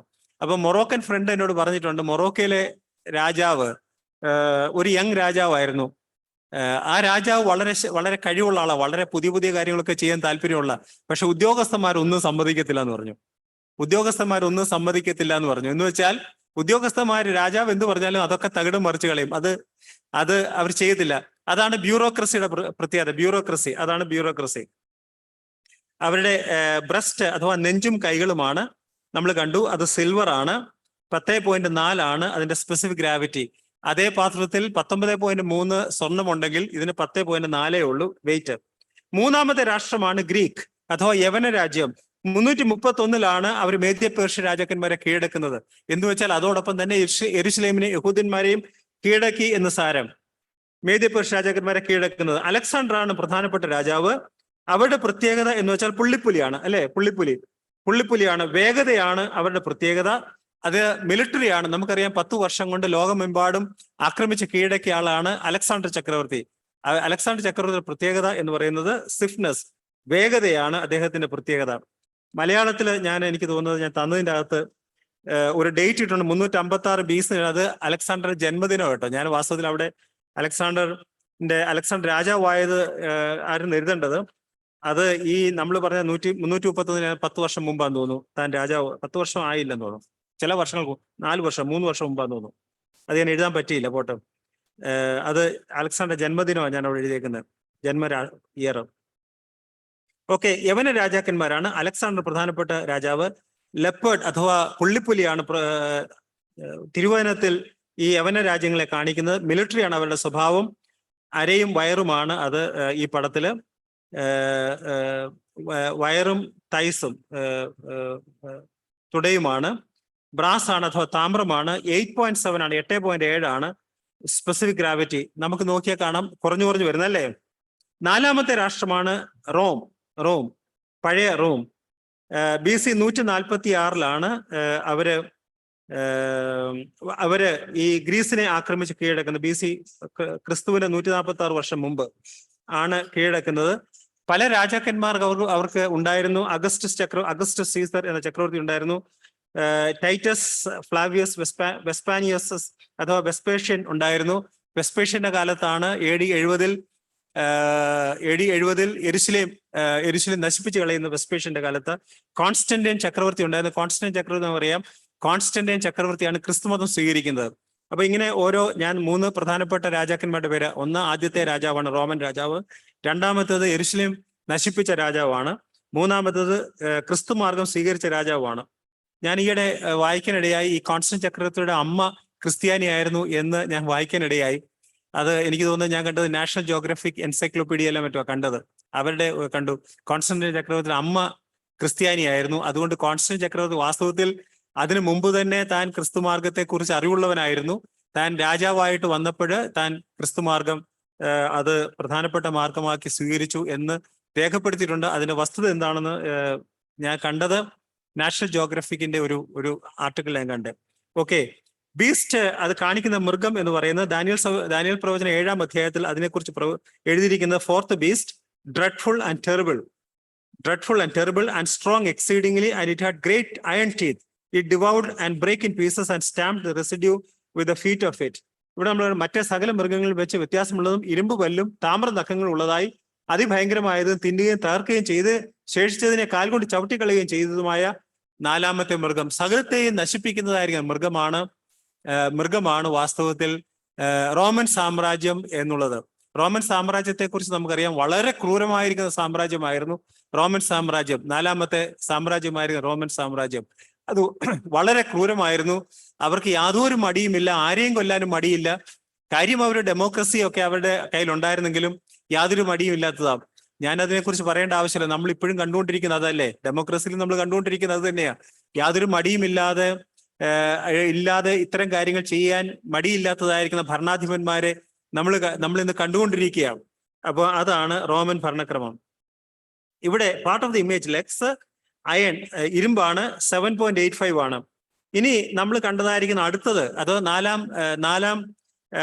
നാലാം സാമ്രാജ്യത്തിന്റെ അടുത്ത ഭാഗം. ഞാൻ എന്തുകൊണ്ട് ഈ 4ാം സാമ്രാജ്യം എന്ന് പറയുന്നത് വെച്ചാൽ 5ാം രാജിതം, അല്ല അങ്ങനെ ഒരു പാട്ടുണ്ടല്ലേ, 5ാം രാജിതം എന്നൊരു പാട്ടുണ്ട്, സൈമൺ സാറിന്റെ പാട്ടുണ്ട്. 5ാമത്തെ സാമ്രാജ്യം എന്ന് പറയുന്നത് സൈമൺ സാർ എഴുതിയേക്കുന്നത് അത് കർത്താവായ യേശു ക്രിസ്തു സ്ഥാപിക്കുന്ന സാമ്രാജ്യമാണ്. വാസ്തവത്തിൽ 4ാം സാമ്രാജ്യത്തിന്റെ 2ാം ഭാഗം എന്ന് നമുക്ക് വേണമെങ്കിൽ ഈ പുതിയ റോമിനെ നമുക്ക് പറയാനായിട്ട് സാധിക്കും. അതിന്റെ ഭരണാധിപൻ അന്തിക്രിസ്തു ആണ്. അന്തിക്രിസ്തു എന്ന വാക്ക് വാസ്തവത്തിൽ നമ്മൾ കേട്ടുള്ളതാണ്. അന്തിക്രിസ്തു എന്ന വാക്കും പുതിയ നിയമത്തിൽ ആന്റി ക്രൈസ്റ്റ് എന്ന യോഹന്നാന്റെ ലേഖനത്തിലാണ് നമ്മൾ കാണുന്നത്. ആന്റി ക്രൈസ്റ്റ് എന്ന വാക്കിന്റെ ഗ്രീക്ക് പദമാണ് അന്തിക്രിസ്തോസ് എന്ന വാക്ക് വാസ്തവത്തിൽ യോഹന്നാന്റെ ലേഖനത്തിൽ ഏകവചനത്തിൽ ബഹുവചനത്തിൽ രേഖപ്പെടുത്തിയിട്ടുണ്ട്. അന്തിക്രിസ്തുക്കൾ എന്നും അന്തിക്രിസ്തു എന്നും രേഖപ്പെടുത്തിയിട്ടുണ്ട്. അതുകൊണ്ട് നമ്മുടെ പിതാക്കന്മാർ ആ വാക്ക് തന്നെ എടുത്തിട്ട് അന്തിക്രിസ്തു എന്ന് പറയുന്നത് പഴയ അവസാനം വരുന്നതായിരിക്കും രാജാവിനെ കാണിക്കാനായിട്ട് നമ്മൾ എഴുതിയിരിക്കുന്നത്. അപ്പൊ അന്തിക്രിസ്തു എന്ന വാക്ക് വാസ്തവത്തിൽ ഗ്രീക്ക് ബൈബിളിൽ ഉള്ളൊരു വാക്കാണ്. അത് നമ്മൾ എങ്ങൊന്നും ഇല്ലാതെ എടുത്ത വാക്കല്ല. അതിന്റെ ട്രാൻസ്ലേഷൻ എന്ന് പറയുന്നത് ആന്റി ക്രൈസ്റ്റ് എന്ന് തന്നെയാണ്. ആന്റി ക്രൈസ്റ്റ് അതിന്റെ ഗ്രീക്ക് വാക്കാണ് ആന്റിക്രൈസ്റ്റ്. അവരുടെ അഡ്മിനിസ്ട്രേഷൻ എന്ന് പറയുന്നത് ഇത് മൂന്നുമുണ്ട്. നമ്മൾ 13-ാം അധ്യായത്തിൽ വരുമ്പോ, വെളിപ്പാട് പുസ്തകം 13-ാം അധ്യായത്തിൽ വരുമ്പോ നമ്മൾ പെട്ടെന്ന് കണ്ടാൽ അവിടെ ഒരു മൃഗത്തെ കാണിക്കും. പെട്ടെന്ന് കണ്ട ആ മൃഗം പുള്ളിപ്പുലി പോലെ ഇരിക്കും, പുള്ളിപ്പുലിയായിട്ട് തോന്നും. പുള്ളിപ്പുലി നമുക്കറിയാം ഇവിടെ ഗ്രീസിന്റെ യമന രാജാക്കന്മാരുടെ സ്വഭാവമാണ്. സ്വിഫ്റ്റ്നെസ്, മിലിറ്ററി റൂളാണ് പുള്ളിപ്പുലി കാണിക്കുന്നത്. അപ്പൊ പെട്ടെന്ന് കണ്ട പുള്ളിപ്പുലിയ. അതിന് കൂടുതൽ ഡീറ്റെയിൽസ് 13-ാം അധ്യായത്തിൽ നമുക്ക് കാണാനായിട്ട് സാധിക്കും. അപ്പം ഈ സ്വഭാവങ്ങളെല്ലാം, ഓട്ടോക്രസി ഉണ്ട്, ബ്യൂറോക്രസി അഥവാ ഏകാധിപത്യ, ഉദ്യോഗഭരണം, പട്ടാളം, ഇതെല്ലാം ഉള്ളതായിരിക്കുന്ന ഒരു രാജക്രമമായിരിക്കും അന്ത്യകാലത്തുള്ളതായിരിക്കുന്ന റോമൻ ഭരണക്രമം, അന്ത്യക്രിസ്തുവിന്റെ ഭരണക്രമം. പാർട്ട് ഓഫ് ദി ഇമേജ് കാൽപാദമാണ്. അതുണ്ടാക്കിയേക്കുന്ന അയൺ ആൻഡ് ക്ലേ ആണ്. ശക്തി ഉള്ളതും ശക്തി ഇല്ലാത്തതുമാണ് ആ ക്ലേ. നമ്മൾ വാസ്തവത്തിൽ അന്ത്യക്രിസ്തുവിനെ കുറിച്ച് നമ്മൾ ഡീറ്റെയിൽ ആയിട്ട് പഠിച്ചാൽ നമുക്കറിയാം, അന്ത്യക്രിസ്തു ശക്തി ഉണ്ടെങ്കിലും പല കാര്യത്തിലും അദ്ദേഹത്തിന്റെ ശക്തിയില്ലാതെ തന്നെ നശിപ്പിക്കുന്നതൊക്കെ നമുക്ക് പഠിക്കുമ്പോൾ കാണാനായിട്ട് സാധിക്കും. ക്ലേ ആണ്. ക്ലേയുടെ അഥവാ കളിമണ്ണിന്റെ സ്പെസിഫിക് ഗ്രാവിറ്റി 3.3 ആണ്. നമ്മൾ അവസാനം കണ്ടു, A stone was cut out without hands. അത് വന്ന് ഈ കാലിൽ അടിക്കും. കാലിലടിച്ചു കഴിയുമ്പോൾ ഒരു മഹാപർവ്വതമായിട്ട് തീരും. ആ മഹാപർവ്വതം ഈ ഭൂമിയെ മുഴുവൻ വാഴും. നമ്മുടെ കർത്താവായ യേശുക്രിസ്തു ഭൂമിയിലേക്ക് താൻ രാജാവായിട്ട് വരുമ്പോൾ ഒരു സ്റ്റോൺ പോലെയാ വരുന്നത്. പക്ഷെ അവൻ തകർത്ത് കളയും എന്ന് മാത്രമല്ല, തകർത്ത് കളയുമ്പോൾ പിന്നെ അവൻ ഈ ലോകം മുഴുവൻ വ്യാപിക്കുന്നതായിരിക്കുന്ന ഒരു ഭരണക്രമത്തിന്റെ ഭരണാധിപനായിട്ട് നമ്മുടെ കർത്താവായ യേശുക്രിസ്തു കടന്നു വരും. അതാണ് നമ്മൾ ഈ ഭാഗത്ത് നിന്ന് നമുക്ക് കാണാനായിട്ട് സാധിക്കുന്നത്. ഇനി ഞാൻ ദാനിയേൽ പ്രവചനം 7-ാം അധ്യായത്തിൽ നിന്ന് ഈ കണ്ടതിന്റെ തന്നെ ദാനിയേൽ പ്രവചനം 7-ാം അധ്യായത്തിന്റെ 4-ാമത്തെ വാക്യം ശ്രദ്ധിക്കൂ. ദാനിയേൽ പ്രവചനം 2-ാം അധ്യായത്തിൽ നമ്മൾ കണ്ടതായിരിക്കുന്ന ഈ ബിംബം, നെബൂഖദ്നേസർ കണ്ടതായിരിക്കുന്ന ബിംബം, അതേ കാര്യം തന്നെയാണ് ദാനിയേൽ പ്രവചനം 7-ാം അധ്യായത്തിൽ ദാനിയേൽ സ്വപ്നം കാണുന്നത്. ഇത് വാസ്തവത്തിൽ ദാനിയേൽ പ്രവചനം 2-ാം അധ്യായത്തിന് ശേഷം 48 ദീർഘവർഷം കഴിഞ്ഞിട്ടാണ് ഈ 7-ാം അധ്യായത്തിൽ ദാനിയേൽ ഈ സ്വപ്നം കാണുന്നത്. 48 ദീർഘവർഷം കഴിഞ്ഞിട്ടാണ്. 2-ാം അധ്യായത്തിൽ നമ്മൾ കണ്ടു, അത് നെബൂഖദ്നേസർ വാഴ്ച നെബൂഖദ്നേസറിന്റെ 2-ാം ആണ്ടാണ് 2-ാം അധ്യായം, അല്ലേ? 2-ാം അധ്യായം നമ്മൾ 1-ാം വാക്യത്തിൽ കണ്ടതാ. 48 വർഷം കഴിഞ്ഞിട്ടാണ് വാസ്തവത്തിൽ ഈ 7-ാം അധ്യായത്തിൽ വെച്ച് ദാനിയേൽ ഈ സ്വപ്നം കാണുന്നത്. ഇത് തമ്മിൽ സാരമായിരിക്കുന്ന വ്യത്യാസമുണ്ട്. വ്യത്യാസം എന്താന്ന് ചോദിച്ചാൽ, രാജാവ് ഈ സ്വപ്നം കാണുമ്പോൾ അതിമനോഹരമായിരിക്കുന്ന ഗംഭീരമായിരിക്കുന്ന ഒരു ബിംബത്തെ കാണുന്നേ. അതിന്റെ അർത്ഥം ഒരു ലോക മനുഷ്യൻ ലോകത്തെ കാണുമ്പം അത് അതിമനോഹരമായിട്ട് കാണും. പക്ഷെ ഒരു ദൈവ മനുഷ്യൻ ഈ ലോക ഭരണക്രമത്തെ കാണുന്നത് എങ്ങനെയാ? ഇവിടെ ശ്രദ്ധിച്ചു നോക്കൂ, കാണുന്നത് എങ്ങനെയാ? 4-ാമത്തെ വാക്യത്തിൽ ഈ ഭരണക്രമത്തിന്റെ പ്രത്യേകതയാണ്. ഈ ഒരു ദൈവമകൻ ഈ 4 രാജ്യത്വങ്ങളെ കാണുന്ന 4-ാമത്തെ വാക്യത്തിൽ 7-4, 1-ാമത്തെ സിംഹത്തോട് സദൃശ്യം, അത്രയും മതി. സിംഹത്തോട് സദൃശ്യം എന്നാണ് കാണുന്നത്, അല്ലേ? സിംഹത്തോട് സദൃശ്യം. അത് ബാബിലോൺ സാമ്രാജ്യം. 5-ാമത്തെ വാക്യത്തിൽ 2-ാമത് കരടിയുടെ സദൃശ്യമായ മറ്റൊരു മൃഗം, അത് ആരാ? മേദ്യ പേർഷ്യ രാജാക്കന്മാർ. പിന്നീട് 6-ാമത്തെ വാക്യത്തിൽ പിന്നെ പുള്ളിപ്പുലിക്ക് സദൃശ്യമായ മറ്റൊന്നിനെ കണ്ടു. പുള്ളിപ്പുലി എന്ന് പറയുന്നത് യവന രാജാക്കന്മാരെ കാണിക്കുന്നതാണ്. പിന്നീട് 7-ാം വാക്യത്തിൽ നമ്മൾ കണ്ടതുപോലെ തന്നെ രാത്രി ദർശനത്തിൽ ഞാൻ പിന്നെയും ഘോരവും ഭയങ്കരവും അതിബലവും ഉള്ളതായ 4-ാമതൊരു മൃഗത്തെ കണ്ടു. അതിന് വലിയ ഇരുമ്പ് പല്ലുണ്ടായിരുന്നു. അത് തിന്നുകയും തകർക്കുകയും ചെയ്തതിനു ശേഷമുള്ളതിനെ കാൽ കൊണ്ട് ചവിട്ടിക്കളഞ്ഞു. അത്ര അതിഭയങ്കരമായിരിക്കുന്ന ഒരു ഭരണക്രമത്തെയാണ് ദാനിയേൽ കാണുന്നത്. അപ്പം ഇതാണ് ദാനിയേൽ കണ്ടതായിരിക്കുന്ന ഈ ബിംബത്തിന് പകരം ദാനിയേൽ കണ്ടത്. ഇനി വെളിപ്പാട് പുസ്തകം 13-ാം അധ്യായത്തിന്റെ 2-ാമത്തെ വാക്യത്തിൽ 13-ാം അധ്യായത്തിന്റെ ആദ്യത്തെ ഭാഗം അത് അന്തിക്രിസ്തുവിനെ കുറിച്ചും, ആദ്യത്തെ 10 വാക്യങ്ങൾ അന്തിക്രിസ്തുവിനെ കുറിച്ചും, 11-ാം വാക്യം മുതൽ താഴോട്ടുള്ള വാക്യങ്ങൾ മത നേതാവായിരിക്കുന്ന കള്ളപ്രവാചകനെ കുറിച്ചും ഉള്ളതായിരിക്കുന്ന റൈറ്റിംഗ്സ് ആണ്. അതിനെക്കുറിച്ചുള്ള വിവരണമാണ് 13-ാം അധ്യായം, വെളിപ്പാട് പുസ്തകം 13-ാം അധ്യായം. അതിന്റെ 2-ാമത്തെ വാക്യം ശ്രദ്ധിക്കൂ. അത് ഈ അന്തിക്രിസ്തുവിനെ കുറിച്ചുള്ളതായിരിക്കുന്ന, അഥവാ നമ്മൾ കണ്ടതായിരിക്കുന്ന പുതിയ റോം അന്തിക്രിസ്തു ഭരിക്കുന്നതായിരിക്കുന്ന ആ റോമൻ ഭരണക്രമത്തെ കുറിച്ചുള്ളതായിരിക്കുന്ന ഡീറ്റെയിൽസ്. എന്താ അവിടെ? ഞാൻ കണ്ട മൃഗം പുള്ളിപ്പുലിക്ക് സദൃശ്യം എന്ന് വെച്ചാൽ അന്തിക്രിസ്തുവിന്റെ മെയിൻ സ്വഭാവം എന്ന് പറഞ്ഞ് എന്തായിരിക്കും? അവന്റെ നട്ടെല്ല് എന്ന് പറയുന്നത് എപ്പോഴും സൈന്യബലമായിരിക്കും, സൈനിക ബലം. പുള്ളിപ്പുലിക്ക് സദൃശ്യം. ഒറ്റ നോട്ടത്തിൽ ആ മൃഗത്തെ കണ്ടാൽ എങ്ങനെ തോന്നും? പുള്ളിപ്പുലിയായിട്ട് ഒരു ലെപ്പേർഡ്, ഒരു പുള്ളിപ്പുലി നിൽക്കുന്നത് പോലെ ആ മൃഗത്തെ തോന്നും. പക്ഷെ അതുകൊണ്ട് തീരുന്നില്ല കേട്ടോ. അവിടെ പുള്ളിപ്പുലി സദൃശം അതിന്റെ കാൽ കരടിയുടെ കാൽ പോലെയും. നമ്മൾ നോക്കൂ, ഇത് നോക്കിയാൽ താഴേന്ന് മുകളിലോട്ടല്ലേ? താഴേന്ന് മുകളിലോട്ടാണ്. നമ്മൾ നേരത്തെ കണ്ടത് ബാബിലോൺ, മേദ്യ പേർഷ്യ, ഗ്രീസ്. ഇവിടെ ഗ്രീസ്, മേദ്യ പേർഷ്യ, ബാബിലോൺ. അതാണ് നമ്മൾ കാണുന്നത്. പുള്ളിപ്പുലിക്ക് സദൃശ്യം, കാൽ കരടിയുടെ കാൽ പോലെ, വായ് സിംഹത്തിന്റെ വായ് പോലെയും ആയിരുന്നു. എന്നിട്ട് അത് അവിടെ വാസ്തവത്തിൽ ഈ മൃഗത്തെ കുറിച്ച് നമ്മൾ ദാനിയേൽ പ്രവചനത്തിൽ കണ്ടതായിരിക്കും. റോമൻ ഭരണക്രമത്തെ കുറിച്ച് എഴുതിയില്ല. കാര്യം എന്താ? അദ്ദേഹം തന്നെ റോമൻ ഭരണക്രമം അല്ലേ? റോമൻ ഭരണക്രമോ? അപ്പൊ അത് പ്രത്യേകിച്ച് എഴുതിയിട്ടില്ലെന്നുള്ളേ ഉള്ളൂ. അപ്പോൾ വാസ്തവത്തിൽ ഈ മൃഗങ്ങളുടെ എല്ലാ സ്വഭാവം ഉള്ളതായിരിക്കുന്ന ഒരു ഭരണക്രമമായിരിക്കും അന്തിക്രിസ്തുവിന്റെ ഭരണക്രമം. അന്തിക്രിസ്തുവിന്റെ ഭരണക്രമം നമ്മൾ കഴിഞ്ഞ ആഴ്ച ഓർത്തു. കർത്താവിന്റെ ഭരണക്രമം ഏതാ? ഓർമ്മയുണ്ടോ? കഴിഞ്ഞ ആഴ്ച നമ്മൾ പറഞ്ഞതാ. ആർക്കെങ്കിലും ഓർമ്മയുണ്ടോ? കർത്താവിന്റെ ഭരണക്രമം ഏതാ? പറഞ്ഞു. കർത്താവ് ഏതാ? കഴിഞ്ഞ ആഴ്ച പറഞ്ഞാണല്ലോ, മറന്നുപോയോ? എന്താ?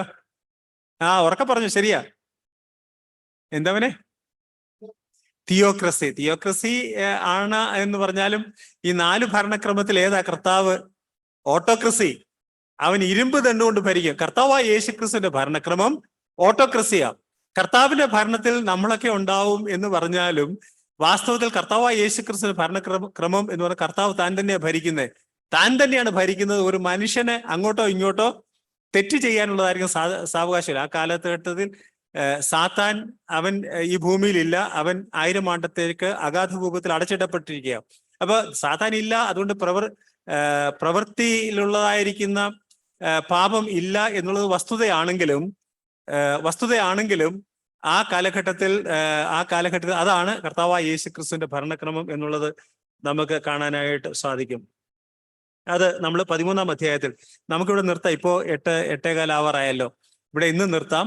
നമുക്ക് അടുത്ത ആഴ്ച തീർന്നു. ഈ ഭാഗം നമ്മൾ തീർന്നു. അടുത്ത ആഴ്ച നമുക്ക് ഇതിന്റെ അവസാനം അല്പം കാര്യങ്ങളേ ഉള്ളൂ. അവിടെ വളരെ സിമ്പിളാണ്. അത് വേണമെങ്കിൽ 1 മിനിറ്റ് കൊണ്ട് ഞാൻ പറഞ്ഞ് അവസാനിപ്പിക്കാവുന്നതേ ഉള്ളൂ. അവിടെ നമ്മൾ കാണുന്നു 45-ാം വാക്യത്തിൽ 46-ാം വാക്യത്തിൽ നെബൂഖദ്നേസർ രാജാവ് സാഷ്ടാംഗം വീണ് ഇവരെ നമസ്കരിക്കുന്നു. 47-ാം വാക്യത്തിൽ നെബൂഖദ്നേസർ രാജാവ് ദൈവത്തെ മഹത്വപ്പെടുത്തുന്നു. വാസ്തവത്തിൽ ഒരു വ്യക്തി താൻ ദൈവത്തെ സ്വീകരിച്ചത് കൊണ്ട്, ദൈവത്തിന് വേണ്ടി നിലനിന്നത് കൊണ്ട്, വാസ്തവത്തിൽ വിശ്വാസത്തോടെ താൻ നിലനിന്നത് കൊണ്ട് താൻ ദൈവം അവിടെ മഹത്വപ്പെടുന്നത് നമുക്ക് 47-ാം വാക്യത്തിൽ നമുക്ക് കാണാനായിട്ട് കഴിയും. 48, 49-ാം വാക്യത്തിൽ അവിടെ ദാനിയേലിന്റെ അപേക്ഷ പ്രകാരം ശദ്രക്, മേശക്, അബേദ്നെഗോവിനെ ഉയർത്തുന്നു. ദാനിയേലിന് ഒരുപാട് ഗിഫ്റ്റ് കൊടുക്കുന്നു. ദാനിയേലിനെ അവിടെ രാജാവ് വളരെ ബഹുമാനത്തോടുകൂടി തന്നെ ആക്കി തീർക്കുന്നു. അതാണ് നമുക്ക് 2-ാം അധ്യായത്തിൽ നമുക്ക് കാണാനായിട്ട് കഴിഞ്ഞത്. വിശ്വാസത്തോടുള്ള ഞാൻ ഒന്ന് രണ്ട് സ്ലൈഡുകൾ നമ്മളിവിടെ കണ്ടത്. ഞാൻ ഇത് വലിയ പ്രസക്ത അല്ലെങ്കിലും ഞാൻ ഒരു സ്ലൈഡ് എഴുതിയത്, ബാബിലോൺ സാമ്രാജ്യം വാസ്തവത്തില് 5 ലക്ഷം സ്ക്വയർ കിലോമീറ്റർ ഉള്ള ചെറിയ സാമ്രാജ്യമാണ്. നമ്മുടെ നോട്ടത്തിൽ നോക്കിയാൽ രാജസ്ഥാനും മധ്യപ്രദേശും കൂടെ ചേർക്കുന്നതിനെക്കാട്ടി ചെറുതാണ്. വളരെ ചെറിയ സാമ്രാജ്യമാണ്. നമ്മൾ വാസ്തവത്തിൽ ബൈബിളിൽ വായിച്ചാൽ നമ്മൾ വിചാരിക്കും വലിയ സാമ്രാജ്യം പോലെ. പക്ഷെ വലിയ സാമ്രാജ്യമല്ല. മേദ്യ പേർഷ്യ അതിന്റെ 10 ഇരട്ടി ഉണ്ടായിരുന്നു. പിന്നെ വാസ്തവത്തിൽ ഇന്ത്യ എന്ന് പറയുന്നത് 32 ലക്ഷം സ്ക്വയർ കിലോമീറ്റർ ഉള്ള സ്ഥലമാണ്. ചരിത്രത്തിൽ ഏറ്റവും വലുത് ബ്രിട്ടീഷ് എംപയർ ആണ്. 3.5 കോടി സ്ക്വയർ കിലോമീറ്റർ ഉണ്ട്. ലോകത്തിന്റെ 26% അവരുടെയില്ല. പക്ഷെ ഇവരൊന്നും വലിയ സാമ്രാജ്യം അല്ലെങ്കിലും എന്തുകൊണ്ടാണ് ഇവർ ഇത്ര വലിയതായിട്ട് വന്നത് എന്ന് ചോദിച്ചാൽ, ഇവരെല്ലാം യഹൂദനുമായിട്ട് ബന്ധപ്പെട്ടത് കൊണ്ടാണ് ഈ സാമ്രാജ്യങ്ങൾ പ്രധാനമായിട്ട് വന്നത്. അതുകൊണ്ട് തന്നെയാണ് ബൈബിൾ ഉണ്ടായിരുന്നു. ബൈബിൾ ഉണ്ടതുകൊണ്ടാണ് നമ്മൾ യവന സാമ്രാജ്യം. പക്ഷേ ഏറ്റവും വലിയ സാമ്രാജ്യം അവരായിരുന്നില്ല. വാസ്തവത്തിൽ ബ്രിട്ടീഷ് എംപയറിന് മംഗോളിയൻ എംപയർ എന്ന് പറയുന്ന ലോകത്തിന്റെ 19% കീഴടക്കിയ രാജ്യങ്ങളുണ്ട്. ഇതിനേക്കാൾ വലിയ രാഷ്ട്രങ്ങൾ, ഒരുപാട് രാഷ്ട്രങ്ങളുണ്ട്. ഇതിനേക്കാൾ വലിയ രാഷ്ട്രം, ഈ യവന രാജ്യത്തെക്കാളൊക്കെ ഒരുപാട് വലിയ രാഷ്ട്രങ്ങൾ, സാമ്രാജ്യങ്ങൾ ഉണ്ടായിരുന്നു. പക്ഷേ ഇവരെ കുറിച്ച് ബൈബിൾ രേഖപ്പെടുത്തിയിരിക്കുന്നു എന്നതുകൊണ്ടാണ് ഇവര് വളരെ പ്രധാനമായിട്ട് വരാനായിട്ട് ഇടയായത്. നമ്മൾ 2-3 കാര്യങ്ങൾ മാത്രമേ കണ്ടുള്ളൂ. ഒന്ന്, ദൈവമാണ് സകലത്തിനും അധികാരി. രാജാക്കന്മാരെ വാഴിക്കുന്ന നീക്കുന്ന ദൈവമാണ്. നമ്മുടെ പ്രശ്നങ്ങൾ എത്ര വലുതായാലും ദൈവസന്നിധിയിൽ അതിന് പരിഹാരമുണ്ട് എന്നുള്ളത് നമ്മൾ പഠിക്കാനിടയായി. നമ്മൾ പ്രാർത്ഥിക്കുമ്പോൾ ലഭിക്കും എന്ന വിശ്വാസത്തോട് പ്രാർത്ഥിക്കണം. മറ്റുള്ളവരോട് ചേർന്ന് നമ്മൾ പ്രാർത്ഥിക്കണം. പിന്നെ നമ്മുടെ കർത്താവായ യേശുക്രിസ്തു വരവ് ഏറ്റവും സമാഗതമായി എന്നുള്ളത് നമ്മൾ വിസ്മരിച്ചു പോകരുത്. കർത്താവായ യേശുക്രിസ്തു വരാനായിട്ട് അവൻ വരുവാനായിട്ട് പോകുകയാണ് എന്നുള്ള വസ്തുതയും നമ്മൾ ഈ ഭാഗത്തു നിന്ന് നമ്മൾ ഓർക്കണം. നമുക്ക് ഈ ഭാഗം ആർക്കെങ്കിലും എന്തെങ്കിലും ചോദ്യങ്ങൾ ഉണ്ടെങ്കിൽ നമുക്ക് അടുത്ത ആഴ്ച ചോദിക്കാവുന്നതാണ്. നമുക്ക് അല്ലെങ്കിൽ ദൈവം അനുവദിച്ചാൽ 3-ാം അധ്യായത്തിലേക്ക് നമുക്ക് കിടക്കാം. ദൈവത്തിന്റെ വലിയ നാമം വാഴ്ത്തപ്പെടുമാറാകട്ടെ.